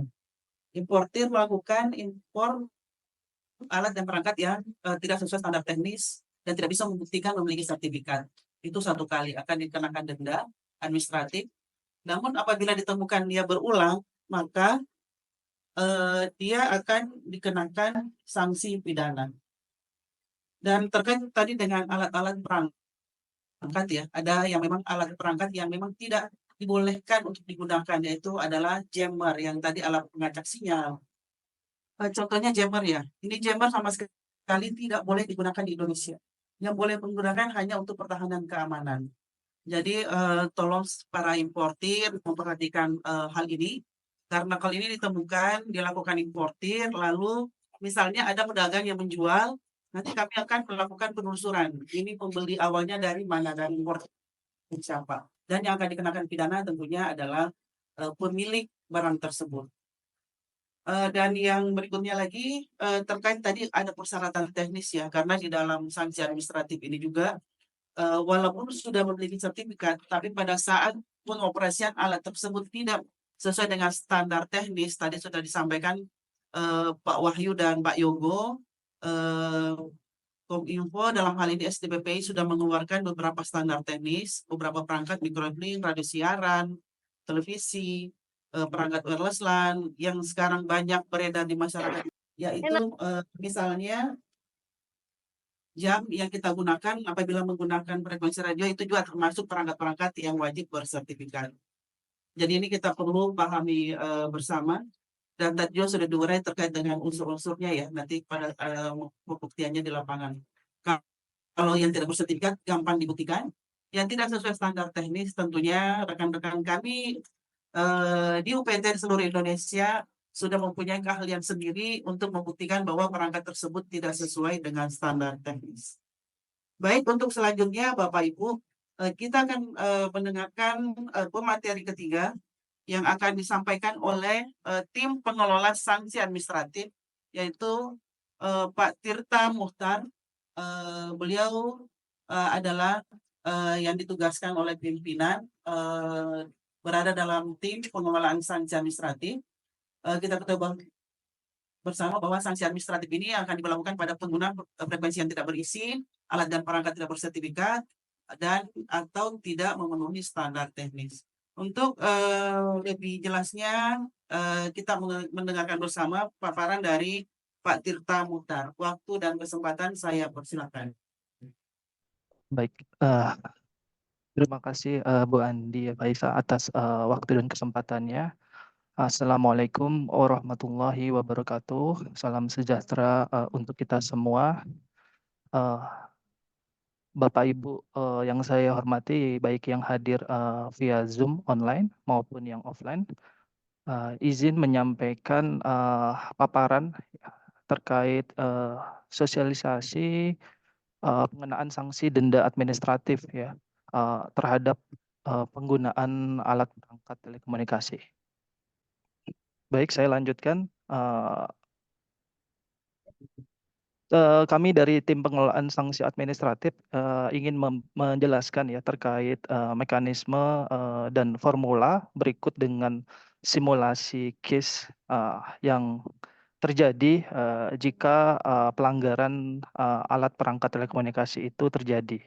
Seperti tadi yang sudah dijelaskan oleh narasumber sebelumnya, berikut dasar hukum kami melakukan pengenaan denda administratif. Yang pertama itu adalah Undang-Undang Nomor 6 Tahun 2023 tentang penetapan Perpu Undang-Undang Nomor 2 Tahun 2022 tentang Cipta Kerja menjadi undang-undang. Selanjutnya PP 5 Tahun 2021 tentang penyelenggaraan perizinan berbasis risiko. Selanjutnya ada PP 46 Tahun 2021 tentang pos, telekomunikasi, dan penyiaran. Selanjutnya ada PP nomor 43 tahun 2003, ini tentang jenis dan tarif atas jenis penerimaan negara bukan pajak yang berlaku pada Kementerian Kominfo.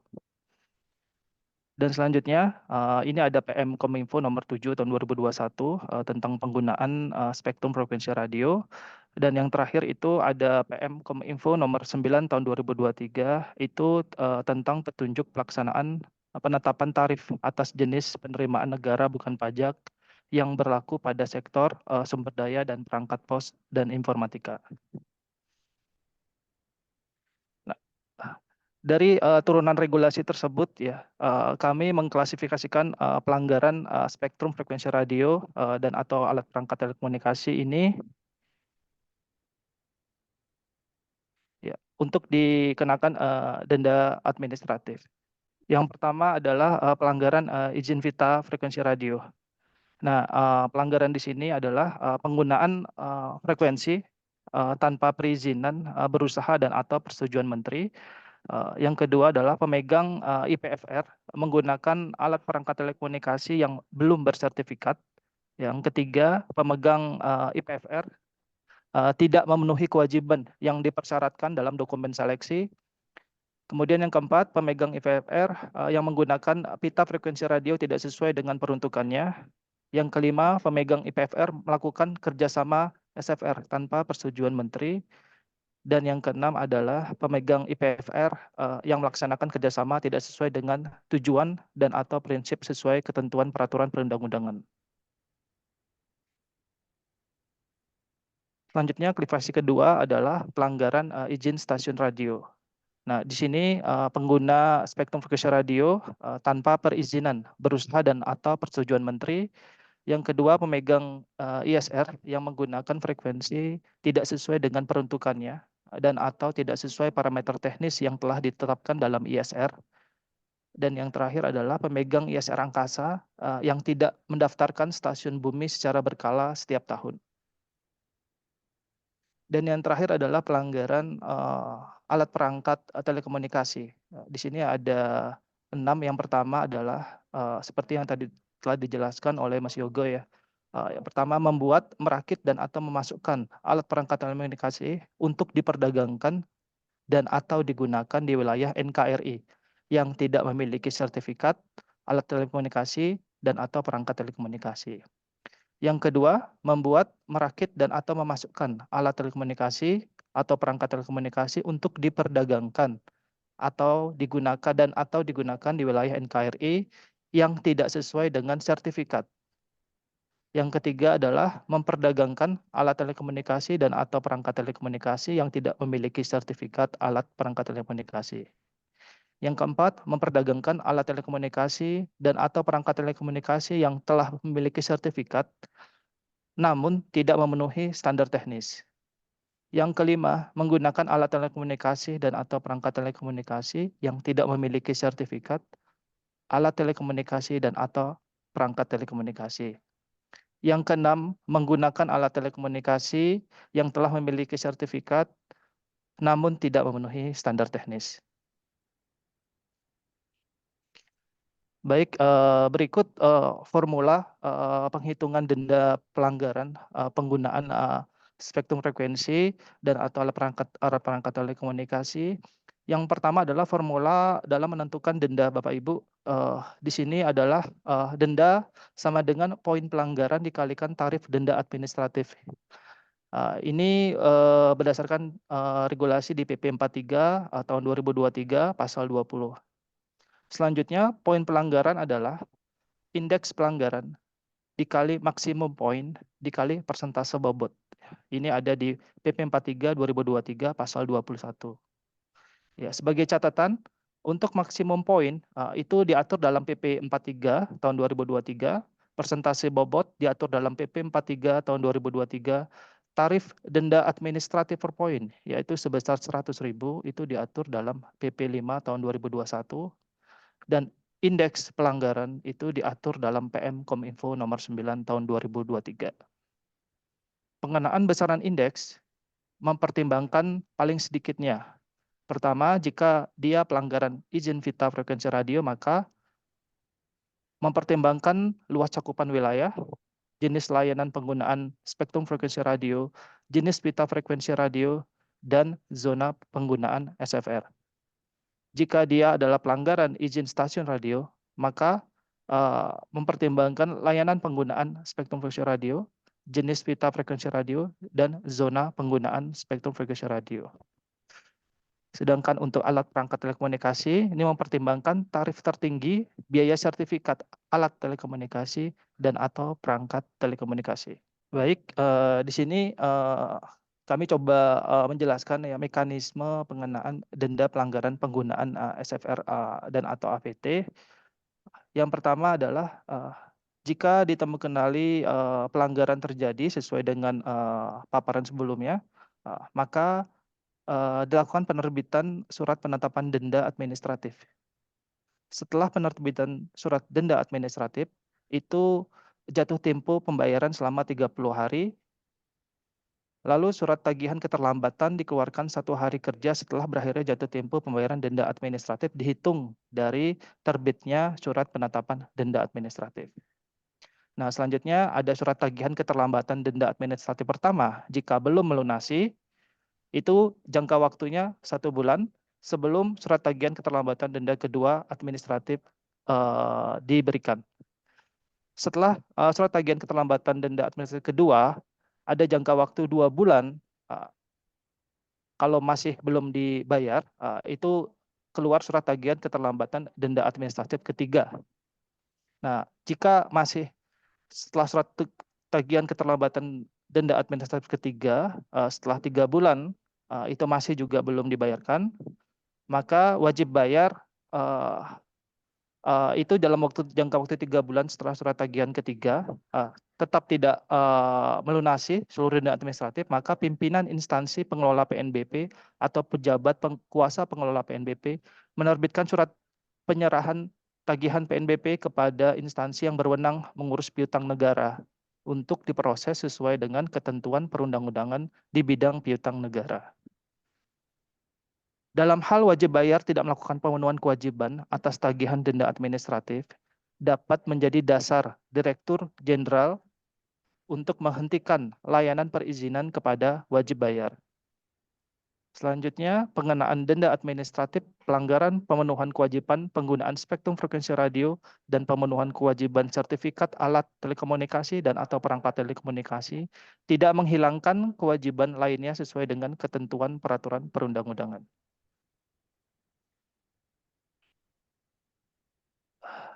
Berikut simulasi kasus ya, penghitungan denda administratif pelanggaran alat perangkat telekomunikasi. Di sini contoh kasus saja Bapak Ibu, ada PT Teknologi Jaya Sentosa, ini merupakan perusahaan yang bergerak di bidang importasi alat perangkat telekomunikasi. Namun PT tersebut secara ilegal ditemukan telah memasukkan perangkat telekomunikasi tidak bersertifikat dari negara China untuk diperjualbelikan di wilayah NKRI. Bagaimana penghitungan denda administratifnya? Ya, kita bisa lihat di tabulasi maksimum poin yang ada di lampiran 2 PP 43 tahun 2023 untuk pelanggaran alat perangkat telekomunikasi terkait kewajiban sertifikat adalah 5.000. Selanjutnya bobot ada juga di lampiran PP 43 tahun 2023 itu untuk pelanggaran alat perangkat telekomunikasi adalah sebesar 100% dan indeksnya adalah 1. Di situ ada di lampiran PM9, PM Kominfo 9 nomor tahun 2023. Lalu cara menghitung besaran denda administratifnya, denda adalah poin pelanggaran dikali tarif denda administratif. Poin pelanggarannya adalah indeks pelanggarannya 1 dikali 5.000 maksimum poinnya dikali persentase bobot 100%. Sehingga menjadi 5.000. Sehingga dendanya adalah poin pelanggarannya 5.000 dikali tarif denda administratif yaitu 100.000 per poin. Sehingga dendanya adalah 500 juta rupiah Bapak Ibu. Di sisi sebelah kanan di sini untuk keterangan bobot ya, untuk pelanggaran ISR itu kita lihat dari durasi pelanggarannya, terus kebetulan IPFR itu dari cakupan wilayahnya. Lalu untuk alat perangkat telekomunikasi pelanggarannya itu ditentukan 100% untuk bobotnya. Maksimum poin juga sudah kita klasifikasikan untuk IPFR itu di 600.000, ISR 7.000 dan alat perangkat telekomunikasi di 5.000. Baik, mungkin demikian paparan yang bisa saya sampaikan. Selanjutnya saya kembalikan kepada Bu Andi selaku moderator. Terima kasih. Baik, terima kasih Pak Tirta Mutan atas penyampaian yang simulasi pengenaan denda administrasi. Nah, untuk pengenaan denda administratif ini sudah dituangkan di dalam regulasi terkait dengan bobot maksimum poin itu ada di PP 43 tahun 2023. Indeks pelanggarannya itu sudah dituangkan di dalam PM 9 tahun 2023. Tadi sudah disimulasikan ya, misalnya PTA melakukan importasi alat dan perangkat telekomunikasi buatan Cina pada saat dengan tujuan untuk diperdagangkan. Nah, pada saat kami melakukan inspeksi atau data dari importasi, setelah melakukan verifikasi terbukti bahwa alat dan perangkat tersebut tidak memiliki sertifikat. Maka ini denda administratif yang akan dikenakan adalah kalau dirupiahkan itu dengan indeksnya 1 bobot 100% itu 500 juta per model tipe Bapak Ibu ya. Kecuali sih kalau importir merasa wah nggak apa-apalah coba-coba memasukkan alat dan perangkat tanpa pemenuhan standar teknis atau tidak memiliki sertifikat, boleh dicoba. Kalau mau ya, ini 500 juta, kalau importir kan biasanya uangnya nggak berseri juga ya. Kalau mau dicoba, saya persilahkan. Tapi tentunya dengan kita sosialisasi ini, kita berharap rekan-rekan atau Bapak Ibu yang hadir pada Zoom meeting ini memahami bersama, sehingga di lapangan tidak akan ditemukan lagi pelanggaran-pelanggaran terkait dengan alat dan perangkat telekomunikasi. Karena dendanya lumayan besar, 500 juta untuk importir, dan nanti ada pelanggaran-pelanggaran yang lain terkait dengan yang memperdagangkan, yang menggunakan itu bervariasi indeks pelanggarannya. Demikian ya yang sudah disampaikan oleh Pak Tirta. Tadi disampaikan juga ada pelanggaran IPFR. Mengapa kami melampirkan ini? Ini nanti bisa dieksplorasi di lapangan pada saat rekan-rekan menemukan pelanggaran yang digunakan oleh pemegang pita. Nanti pertanyaan dari tim lapangan pasti menanyakan, ini barang yang importasi siapa? Pemilik vendornya siapa? Jadi nanti ujung-ujungnya toh yang akan kena denda administratif juga adalah yang mengimpor barang tersebut atau yang melakukan atau vendornya. Jadi tolong dipahami bersama bahwa ini adalah regulasi baru yang sudah berlaku.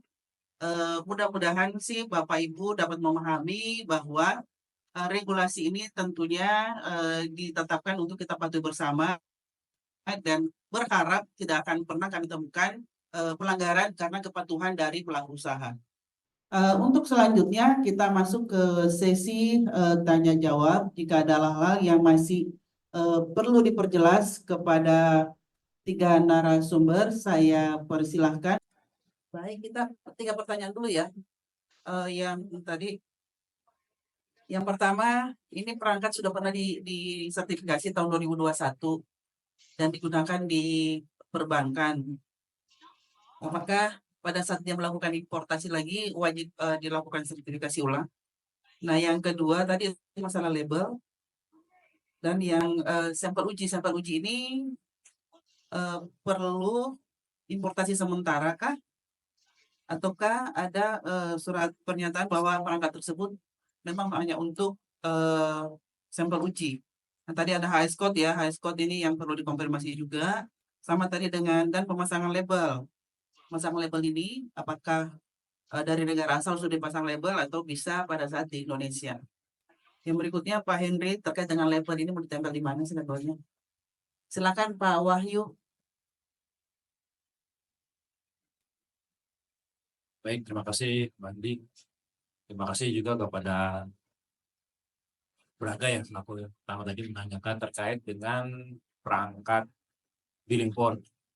Jadi mungkin saya jelaskan lagi Pak bahwa semua perangkat yang digunakan di Indonesia itu wajib memiliki sertifikat. Dan masalah lakunya itu seperti tadi itu perangkat tersebut memang seumur hidup ya untuk sertifikasinya ya. Tapi itu hanya untuk misalnya Bapak sudah mengimpor di tahun pertama, lalu perangkatnya masih banyak itu di Indonesia ya sudah diimpor masih banyak, tahun keempat itu mau jualan lagi, mau menjual perangkat stok tersebut, itu tidak perlu melakukan sertifikasi ulang Pak. Tetapi jika Bapak di tahun keempat masih mengimpor atau memproduksi atau merakit di tahun keempat ya setelah 3 tahun lewat itu wajib melakukan sertifikasi ulang. Nah, untuk tadi yang Bapak sampaikan terkait pengujian itu, jika Bapak masih memiliki hasil uji yang terdahulu itu bisa digunakan kembali jika belum ada perubahan standar teknis di kami Pak gitu. Jadi hasil ujinya masih bisa digunakan untuk sertifikasi ulang terkait dengan perangkat Bapak di Blimpur. Mungkin untuk Pak Braga seperti itu Pak, gimana Pak? Ada yang ingin ditanyakan lebih lagi Pak? Oke, sudah saya pahami kalau gitu. Jadi maaf Pak, sertifikasi itu berlakunya per 3 tahun atau gimana Pak ya? 3 tahun Pak untuk kegiatan membuat, merakit, dan mengimpor Pak ya. Tapi untuk menjual itu selamanya Pak. Jika Bapak sudah mengimpor banyak misalnya ya, sampai 3 tahun belum habis stoknya, Bapak tahun keempat itu nggak perlu perpanjang lagi Pak. Nggak perlu sertifikat ulang Pak, tetap bisa menggunakan sertifikat yang lama. Kalau kita mengimpor terus gitu gimana Pak maksudnya? Kalau Pak? mengimpor berarti Bapak ada dibatasi selama 3 tahun Pak. Oh, nanti 3 tahun kemudian disertifikasi ulang lagi. Seperti itu ya. Tapi dengan ada dengan referensi yang catatan yang sebelumnya gitu teknisnya ya kan. Ya betul Pak. Oke. Tidak perubahan Pak. Baik Pak, terima kasih sekali. Terima kasih kembali Pak. Lalu yang kedua dari Bu Nastaria dari Purwono ya. Terkait label ya. Nah, memang kita idealnya itu perangkat sebelum datang ke Indonesia itu udah di label ya. Jadi Ibu mau proses dahulu sertifikasinya sebelum mengimpor barang ke Indonesia. Karena nanti untuk pengawasan di Bea Cukai kan juga kita kan mendapat data dari Bea Cukai ya. Untuk PT Purwono itu mengimpor ini datanya sudah lengkap ya, ada sertifikatnya, ada labelnya. Jadi timnya dari pengendalian itu sudah bisa memfilter oh ternyata di PT Purwono sudah punya sertifikat, jadi bukan sebagai apa namanya ya, perlu diklarifikasi lagi ya. Karena sekarang itu jika data yang dari INSW ke kami diterima tidak ada sertifikat ya, maka otomatis dari timnya pengendalian itu akan meminta klarifikasi dari PT tersebut.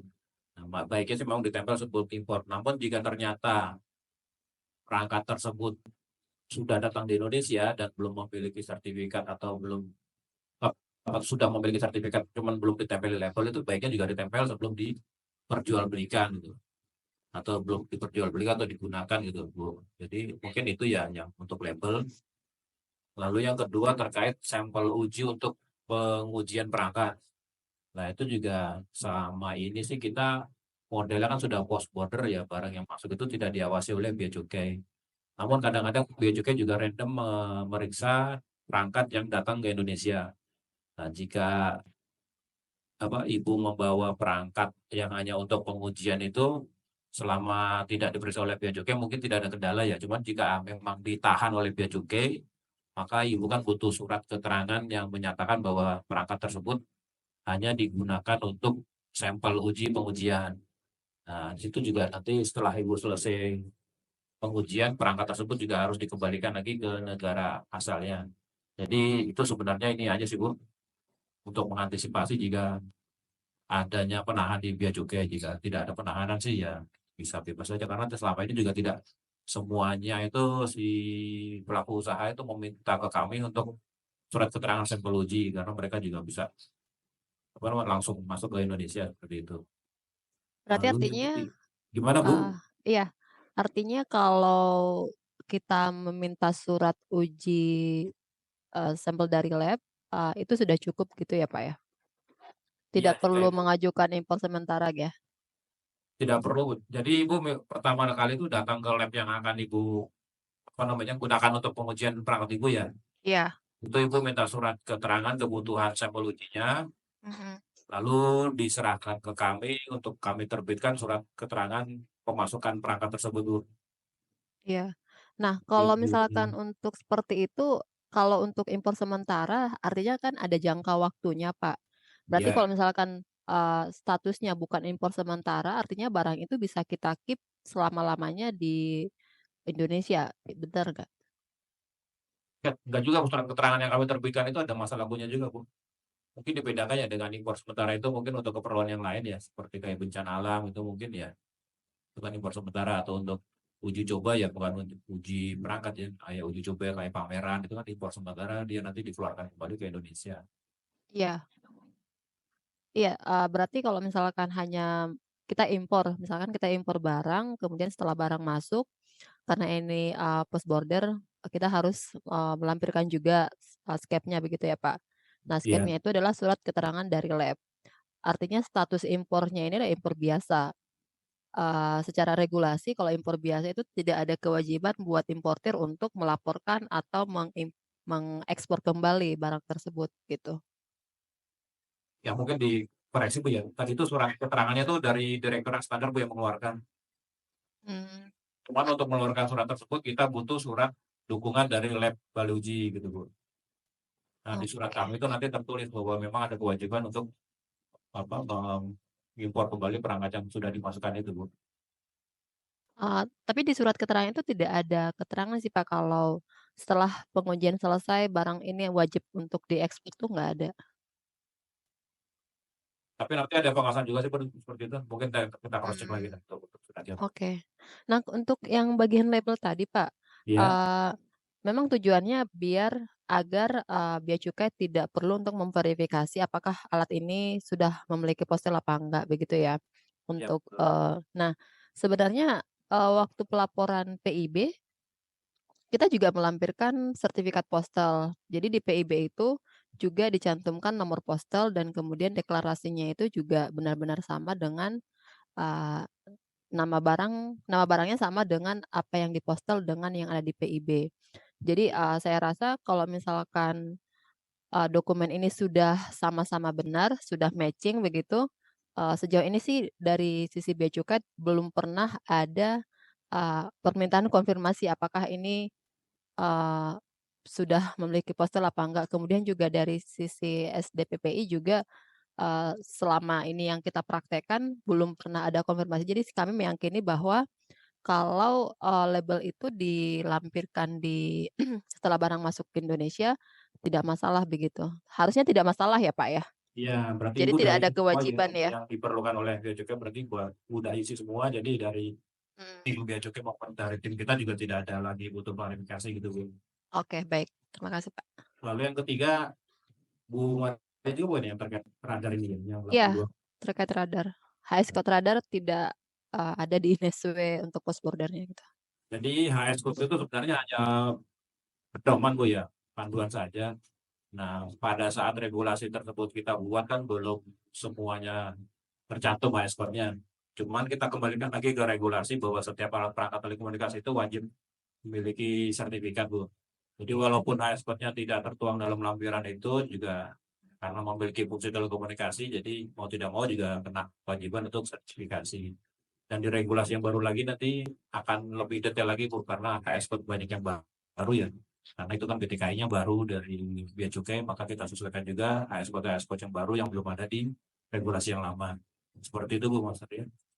Oke, biasanya kalau misalkan importir tidak OB dengan peraturan SDPPI akan muncul di Sianti ya Pak. Misalkan kalau postelnya expired, kemudian kita masih impor barang, maka nanti akan ada warning atau surat peringatan ke importir melalui Sianti. Nah, sejauh ini untuk HS Code 8526110 ini maksudnya kita sudah praktekkan beberapa kali, maksudnya dari beberapa tahun lalu, dan sejauh ini dari Sianti kita belum pernah dapat warning. Nah, pertanyaannya bagaimana SDPPI bisa menelusuri kalau HS Code ini atau menelusuri importir yang tidak memenuhi regulasi yang ada begitu? Izin Bu Mas Dodian ya. Izin Bu terkait dengan aplikasi Siandi ini kan jika PT Furuno sudah memiliki akun di aplikasi Siandi, nanti maka bisa mendapatkan notifikasi by email Bu ini. Jadi kalau memang belum terdaftar maka kami belum bisa memberikan notifikasi. Jadi harus mendaftar dulu di aplikasi kami Siandi. Nanti apabila ada barang uraian barang yang dari LNSW yang kami terima dan itu memerlukan klarifikasi data dukung segala macam, maka akan kami notifikasi by email yang sudah terdaftarkan di aplikasi Sianti. Jadi kalau PT Furuno belum daftar di aplikasi Sianti, maka belum bisa mendapatkan notifikasi email tersebut. Iya. Baik Bu, tadi menambahkan tadi sampaikan sama Pak Wahyu bahwa setiap alat dan perangkat yang memiliki fungsi telekomunikasi itu wajib bersertifikat ya, baik itu terkait telepon maupun tadi radar atau antena. Pokoknya setiap alat dan perangkat yang bisa memancarkan dan menerima frekuensi itu wajib bersertifikat. Nah, untuk ketentuan HS Code-nya ini, nah pada waktu melakukan pendaftaran di Bea Cukai, itu Ibu bisa ditanyakan ke BPJK-nya apakah ada arahan dari Bea Cukai untuk menggunakan HS Code tersebut atau tidak. Biasanya dari teman-teman Bea Cukai pada saat mengimpor itu diarahkan ini untuk perangkat ini HS Code-nya ini gitu. Dan memang untuk saat ini semua perangkat itu yang tidak ada pembatasan impor atau PI itu masuk ke post border semua sih Bu. Itu dari saya. Oke, baik ya, sudah dijawab tadi Mbak ya, PT Furuno. Nah, tadi sudah jelaskan juga oleh Pak Wahyu bahwa tidak semua alat dan perangkat karena itu sudah lama HS Code-nya itu tercantum. Nanti akan diupdate regulasinya. Yang perlu kita ingat bersama bahwa setiap alat dan perangkat telekomunikasi yang dimasukkan, dirakit untuk digunakan dan diperdagangkan di Indonesia itu wajib memenuhi standar teknis yang dibuktikan dengan sertifikat. Bagaimana cara pengawasannya? Tentunya ini salah satu pintu pengawasan yang pertama adalah mengawasi dari sisi importirnya ya, memasukkan alat. Namun pada saat nanti alat itu sudah dijual, sudah digunakan oleh masyarakat, rekan-rekan kami ada 35 UPT seluruh Indonesia itu akan melakukan pengawasan di lapangan. Dan sosialisasi hari ini terkait dengan regulasi terbaru yaitu adanya sanksi denda administratif. Sanksi administratif yang salah satu diantaranya di dalamnya adalah ada daya paksa polisional, yaitu ada penyitaan barang dan kewajiban mereekspor barangnya. Dan yang tidak kalah yang kita harus perhatikan adalah adanya denda administratif yang jumlahnya cukup signifikan, yaitu 500 juta per model tipe. Jadi saya berharap para importir bisa memahami regulasi ini. Jika seandainya di HS code-nya itu belum tercantum ya. Tadi ada perangkat radar. Nah, ini tadi sudah dicantumkan juga tuh link regulasi. Di situ bisa dilihat bahwa perangkat-perangkat yang memang wajib tersertifikasi dan yang perlu kita ingat bersama, perangkat yang memang memancarkan frekuensi radio rata-rata itu transmit dan receive. Itu perangkat telekomunikasi. Itu wajib bersertifikat. Dan ada juga perangkat-perangkat yang tidak menggunakan frekuensi, itu pun wajib bersertifikat. Intinya dia bisa mengirimkan data baik voice maupun data ya, itu merupakan termasuk perangkat telekomunikasi. Untuk pertanyaan berikutnya Pak Wahyu yang terkait dengan label Pak, mau dipasang di mana? Baik, yang terakhir ya pertanyaan dari Pak Henry Huawei terkait pemasangan label. Jadi memang di regulasi kita itu menyatakan label itu ditempelkan di perangkat dan kemasan. Makanya tadi saya informasikan kan baiknya itu sebelum impor itu barang sudah dipasang label dan memiliki sertifikat. Cuman pada kenyataannya juga ada beberapa pelaku usaha itu yang baru melekatkan labelnya itu setelah barang tersebut tiba di Indonesia. Jadi mereka itu beralasan tidak bisa memasang label di perangkat karena akan merusak apa namanya segel ya. Jadi mereka itu hanya memasang labelnya di perangkat. Jadi secara regulasi kita menyarankan memintanya itu melekatkannya di perangkat dan juga di kemasan. Kecuali jika memang perangkatnya itu kecil ya. Untuk dipasangkan label itu tidak memungkinkan, itu boleh hanya dipasang di kemasan saja. Nah, mungkin label itu kan saat ini karena sudah ada sanksi administrasi ya. Jika perangkat yang Bapak Ibu impor itu setelah dipasang kan pasti kemasannya akan tidak disimpan, dibuang. Nah, nanti pas dicek orang lapangan itu perangkatnya tidak ada labelnya. Kadang-kadang itu yang menjadi kendala dari tim kami di pengendalian itu.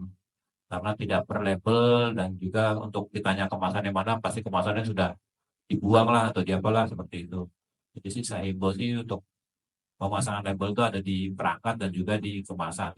Seperti itu Pak Henry, mungkin ada yang perlu dianu Pak Henry. Sebenarnya sih kita itu hanya sebagai apa namanya ya, sebagai kontrol kita di lapangan Pak. Jadi salah satu itu ada salah satu aja itu bisa nyari datanya itu benar valid atau tidak. Cuman kan untuk jadi ada peringatan itu agar nanti pengguna tahu ya bahwa perangkat tersebut jangan diutak-atik standar teknisnya. Jadi ya hanya pasang sesuai dengan peruntukannya gitu Pak. Seperti itu sih Pak. Jadi kita butuhkan juga sih sebenarnya untuk ketiga poin informasi tersebut. Jadi, mungkin ya di kemasan bisa dikemaskan, cuma di tabelnya untuk salah satunya bisa di dua seperti itu. Ini ada yang dicek juga nih, jika dia sebenarnya sih sertifikatnya udah expired, mungkin maksudnya udah 3 tahun ya. Tapi masih melakukan importasi terkait dengan spare part untuk perbaikan perangkat model lama. Nah, ini seperti apa regulasinya?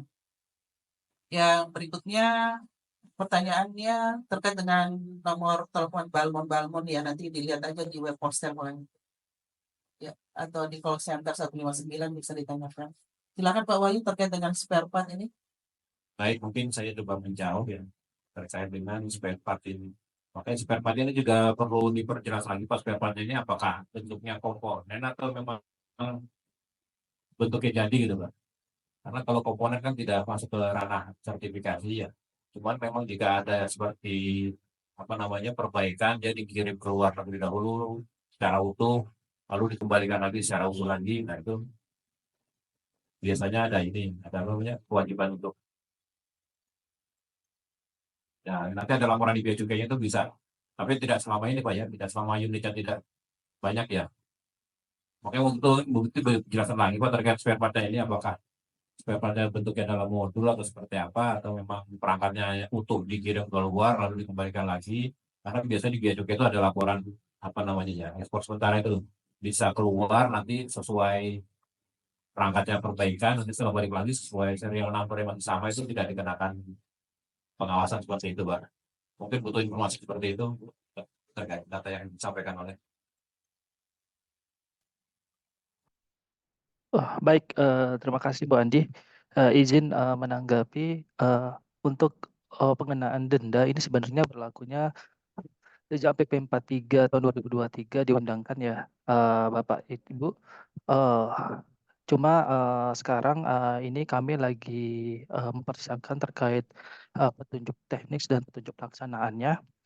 Sambil paralel kita melakukan sosialisasi ya, agar nanti Bapak Ibu sekalian bisa lebih aware lagi untuk dalam menggunakan frekuensi maupun alat perangkat telekomunikasi. Mungkin demikian Bu Andi. Baik, makasih Pak Tirta. Berarti ini sebenarnya sudah berlaku ya. Sudah Di berlaku. tahapan saat ini kita mengenalkan regulasi ini kepada seluruh pelaku usaha. Hari ini kita fokusnya ke para importir. Untuk selanjutnya saya persilakan ke Pak Wahyu. Terima kasih. Pertanyaan Pak Bambang terkait dengan HS Code ya. HS Code itu untuk saat ini memang kita ada posisi saat ini masih semua dari pos border ya. Belum ada yang di borderkan. Borderkan itu hanya 2 HS Code yang border saat ini masih regulasi kita itu untuk terkait dengan printer berwarna. Itu juga merupakan titipan dari Batas Supal ya. Jadi untuk printer itu tetap border, sedangkan di luar printer itu masih modelnya post border. Lalu yang kedua pertanyaan terkait dengan biaya.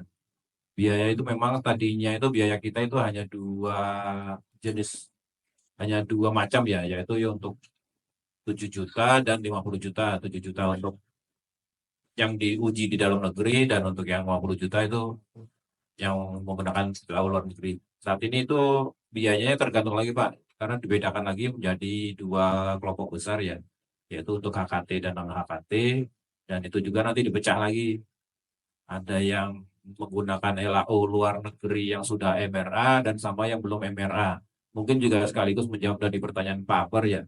MRA yang dimaksud di kami itu adalah MRA B2B itu, antara negara Indonesia dengan negara lab-nya sendiri. Contohnya mungkin saat ini kita sedang menjajaki MRA dengan Korea. Nah, mudah-mudahan tahun ini kita dan Korea itu sudah ada MRA-nya, jadi bisa menggunakan tarif yang MRA itu. Sedangkan yang Bapak lampirkan ke kami itu MRA-nya bukan MRA antar negara ya, itu mungkin MRA-nya antar lab ya. Itu yang belum kita akui Pak kita, karena MRA yang kita akui itu adalah MRA antar negara. Mungkin dan sekaligus Pak Akbar seperti itu. Dan untuk TACIM-nya itu kita itu mengacu ke GSMA Pak. Minta untuk emailnya di sana, lalu didaftarkan ke kami, bukan ke kami juga sih, ke Kementerian Perindustrian itu untuk pendaftaran emailnya. Seperti itu untuk Pak Akbar. Dan untuk selanjutnya apa lagi? Oh, Bu Junis ya, terkait dengan alat bantu untuk sampel uji. Jadi untuk mengeluarkan surat keterangan sampel uji itu kita butuh surat dukungan dari lab, Bu. Jadi Ibu itu pergi ke lab dahulu, coba tanyakan dari lab tersebut butuh berapa unit perangkat yang akan dipakai untuk pengujian. Dan juga komponen perangkat bantunya apa saja. Nah, nanti biar dimasukkan dalam suratnya pengantar balai itu ke kami bahwa butuhnya itu misalnya 2 unit plus alat bantunya. Nah, itu nanti akan kita terbitkan juga surat keterangan seperti apa yang disampaikan oleh lab tersebut, Bu. Seperti itu, Bu Junis. Mungkin itu ya yang bisa. Mungkin Pak, ini ada Pak Anto juga mungkin. Kan tambahan dikit, silakan Pak Anto. Terima kasih Pak Wahyu. Assalamualaikum warahmatullahi wabarakatuh. Jadi untuk Bapak-Bapak, Ibu-Ibu semua, list lab luar negeri yang saat ini terdaftar di web kami itu semuanya belum MRA. Jadi saat ini semua lab yang terdaftar itu yang saat ini bisa digunakan oleh teman-teman untuk melakukan sertifikasi di kami. Jadi daftar harga MRA non MRA itu memang kita bikin seperti itu untuk memudahkan kami, karena saat ini berdasarkan PP 43 tahun 2023 itu harga untuk sertifikasi itu listnya sangat banyak. Yang tadinya kita hanya 2, 7 juta dan 50 juta, sekarang berubah jadi ada sekitar hampir lebih dari 5 list ya. Ada 8 list tarif sertifikasi, biaya sertifikasi. Jadi itu nanti kalau misalnya sudah Dan MRA kemungkinan saat ini kita sudah menjajaki seperti yang dikatakan oleh Pak Wahyu, bahwa kita sudah menjajaki MRA dengan Korea Selatan, itu pun juga harus G2G. Itu dengan Korea itu berlangsung dari tahun 2019 dan sampai sekarang ini masih dalam proses. Kemungkinan nanti baru akhir tahun akan penandatanganan MRA, kemudian nanti berlakunya baru di tahun 2025. Jadi memang prosesnya sangat panjang sekali Bapak Ibu untuk kita bisa MRA dengan negara lain. Jadi ini kemudian penjajakan yang kedua adalah kita sedang menjajaki dengan pihak pemerintah Amerika Serikat untuk MRA. Seperti itu Bapak Ibu. Jadi saat ini semua list yang terdaftar di web kami untuk lab luar negeri itu semuanya non MRA. Jadi semuanya masih belum ada yang masuk dalam ini MRA Bapak Ibu. Makanya untuk handphone walaupun karena labnya terdaftar di list kita, jadi tetap biayanya masih kena 80 juta Bapak Ibu. Untuk perangkat yang HKT. Tapi kalau untuk perangkat yang non HKT paling besar adalah 60 juta. Jadi seperti itu Bapak Ibu tambahannya. Terima kasih Pak Wahyu. TAC IMEI tadi udah dijawab. Jadi TAC IMEI itu langsung ke JSMA Bapak Ibu untuk teman-teman vendor untuk perangkat handphone, untuk perangkat HKT itu teman-teman langsung ke JSMA di Barcelona untuk pendaftaran untuk IMEI-nya. Jadi nanti teman-teman tinggal dengan vendornya atau dengan pabrikannya itu langsung ke JSMA di sana karena nanti mereka yang mengeluarkan. Kemudian dari TAC IMEI itu teman-teman daftarkan ke Kemenperin untuk memasukkan IMEI-nya ke daftar list di Kemenperin. Mungkin seperti itu, Bu Wahyu, Bu Adi, makasih. Oke, silakan para narasumber nih. Ini ada 2 pertanyaan terkait dengan label. Dan nanti terkait dengan sanksi administratif dan contoh temuan di lapangan. Bisa dijelaskan temuan lapangan, minta tolong Mas Yogo menjelaskan. Dan sanksi administratif ini ada Pak Tirta ya, nanti dijelaskan. Pak Wahyu dulu. Baik, mungkin untuk label ya. Memang saat ini memang untuk kontrol di lapangan itu kita mengacunya ke label, maka label itu menjadi alat yang penting untuk melakukan pengawasan di lapangan. Mungkin disampaikan tadi oleh Bu Pulisnya atau Bu Citra ya, bahwa memang di regulasi kita ini kan terbit sebelum eranya post border ya. Jadi memang dahulu itu barang perangkat telekomunikasi itu semuanya di border. Cuma setelah eranya post border itu banyak pelaku usaha yang mengimpor terlebih dahulu baru mengurus sertifikatnya. Padahal baiknya memang dulu itu di regulasi kita itu untuk label itu dilekatkan pada perangkatnya. Jadi sebelum dikemas itu di perangkatnya harus sudah dipasang label. Cuman dengan adanya regulasi post border ini banyak pelaku usaha yang sudah masuk ke Indonesia baru melakukan sertifikasi dan pelabelan. Makanya kita juga menyarankan agar label tersebut juga memungkinkan masih dipasang di perangkatnya, karena jika nanti perangkatnya sudah dipasang, kemasannya dibuang, nah itu dari pihak pengawasannya lebih susah. Atau juga mungkin bisa Ibu antisipasi juga ya, di kemasannya itu ada, saya pernah beli perangkat telekomunikasi itu di kemasannya itu dipasangi labelnya itu 2 gitu. Jadi satunya untuk kemasan, nanti satu lagi bisa dicopot oleh penggunanya, ditempelkan di perangkat itu loh. Semacam stiker deh itu juga. Seperti itu juga ada juga perangkat kemarin itu yang saya coba beli itu kan ya. Dia di kemasannya itu ada stiker, nanti setelah dibongkar stikernya itu dicopot, ditempelkan di perangkat baru dipasang. Itu juga sebagai salah satu mengantisipasi untuk pengawasan di lapangan. Nah, memang seperti disampaikan tadi, memang di kemasan kita dipasangkan label yang saat ini ya untuk mengantisipasi pengawasan di lapangan kita sarankan minimal itu di kemasan ada labelnya. Sementara itu sih Bu, untuk di perangkat itu nanti akan kita evaluasi lagi apakah perangkat tersebut datangnya setelah impor atau gimana, nanti mungkin kita akan evaluasi di lapangan. Seperti itu. Mungkin Pak Anto ada tambahan? Terima kasih Pak Wahyu. Jadi untuk pemasangan label ini sebenarnya untuk teman-teman pada saat melakukan apa namanya monitoring perangkat telekomunikasi nasional yang dilakukan oleh teman-teman pengendalian selama 2 kali setahun, itu biasanya perangkat-perangkat yang memang ada di toko.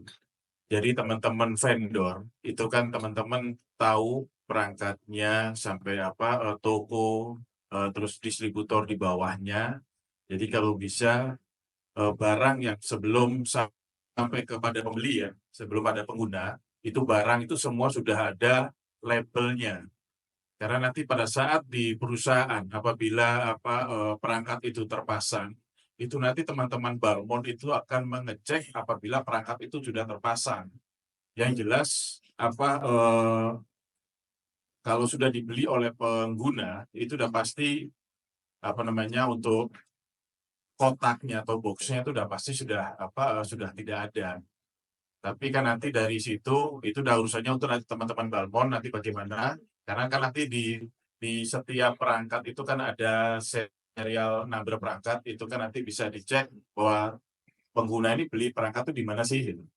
Kan nanti teman-teman Balmond akan konsultasinya adalah nanti akan belinya di toko mana, itu nanti akan dikoneksikan oleh Balmondnya, tapi bukan ke penggunanya.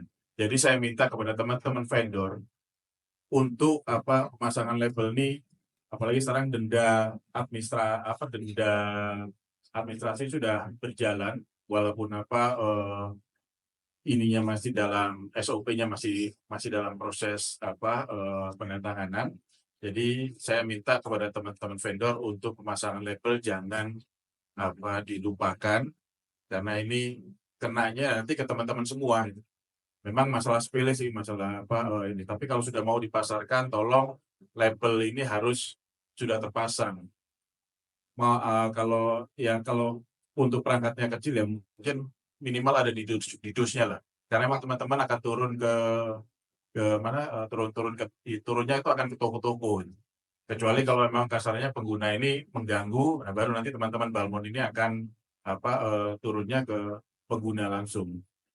Kita bukan takut bukan menakut-nakuti teman-teman, tapi kalau untuk teman-teman Balmond yang turun ke seluruh Indonesia itu pasti akan berkoordinasi dengan kita. Tapi takutnya nanti adalah teman-teman penegak hukum lainnya seperti kepolisian kejaksaan yang turun ke lapangan itu mereka tidak ada koordinasi dengan kita.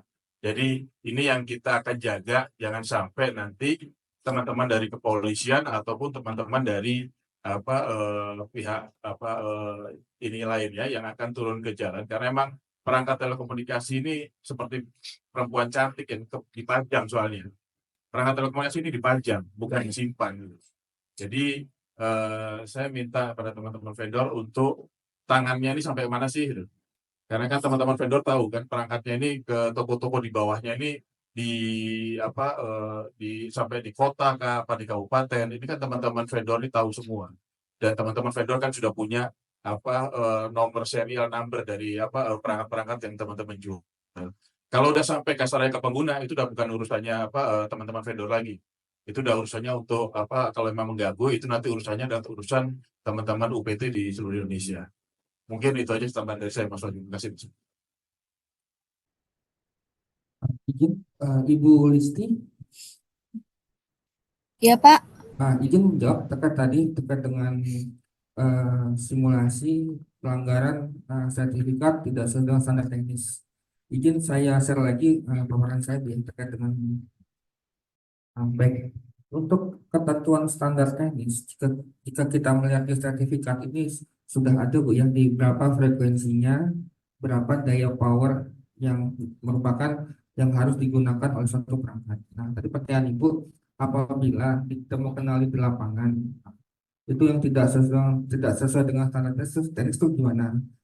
Kita pernah ada pelanggaran tersebut Bu. Misalnya untuk perangkat wireless LAN ini atau WLAN ini, perangkat tersebut sudah di unlock regionnya Bu ya, jadi sudah dibuka regionnya dan besaran power yang digunakan itu melebihi dari standar teknis yang ada di sertifikat tersebut. Jadi di kaminya tetap kita akan meminta ke penggunanya untuk menyesuaikan sesuai dengan standar teknisnya, dengan kita berikan sanksi administratif untuk pengguna alat dan perangkat tersebut yang tidak sesuai dengan standar teknis ya. Jadi kita kenakan ke penggunanya, karena jika memang kita lihat dari sisi perangkat tersebut awalnya sudah sesuai dengan standar teknis, tapi pas kita ke lapangan tidak temu kenali itu melanggar, maka kita akan cek dari perangkat tersebut dan kita cek dari sisi sertifikatnya. Iya Bu, kalau ditemu kenali dan dibuktikan bahwa dari pelanggaran dari sisi penggunanya, maka dari sisi penggunanya kami kenakan sanksi administratif.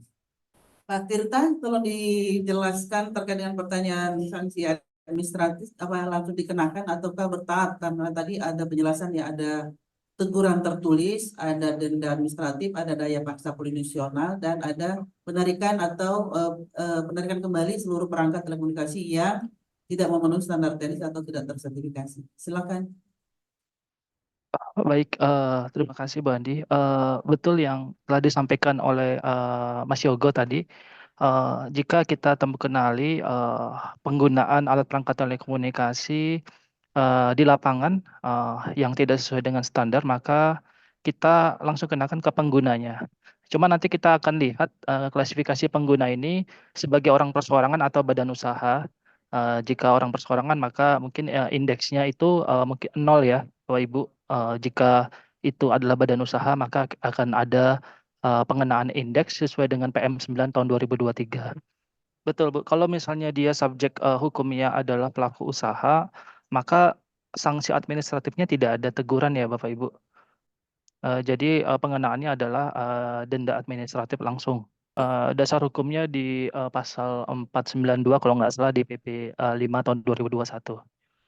Baik, sudah terjawab ya.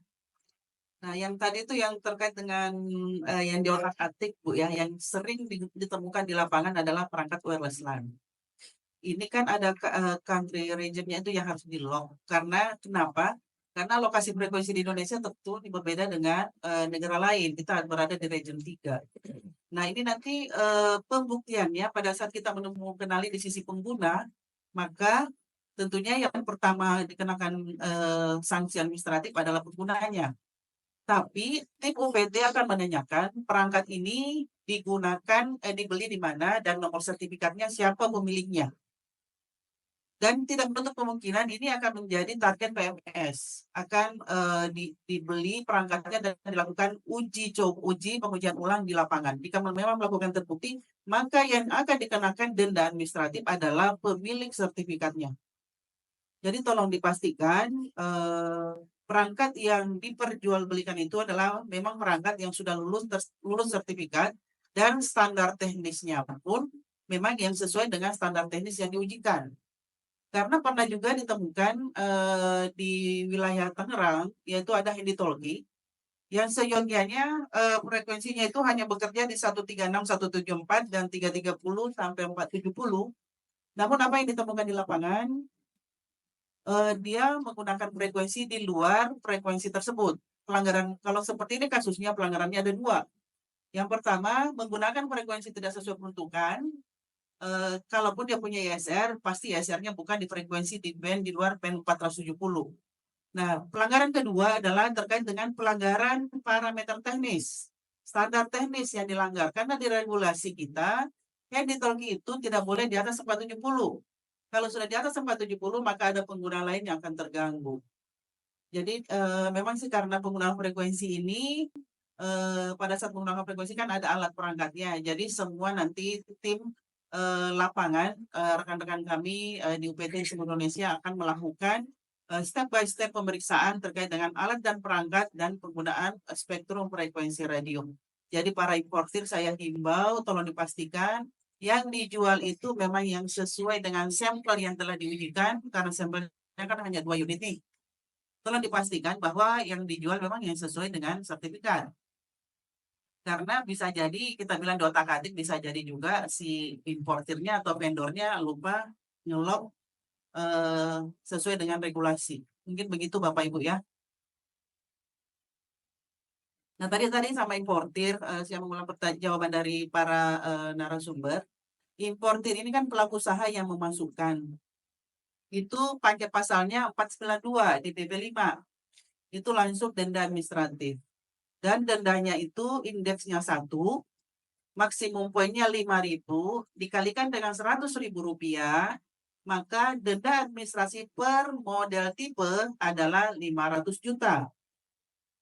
Gitu ya Bapak Ibu. Karena dia pelaku usaha yang memasukkan.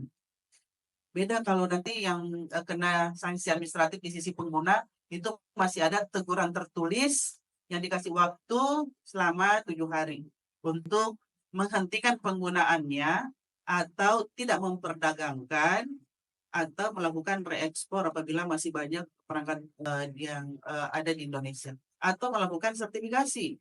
Kalau kemudian melakukan sertifikasi, tapi selama proses sertifikasi perangkat itu tidak boleh digunakan dan tidak boleh diperjualbelikan sampai benar-benar dinyatakan perangkat itu lulus uji.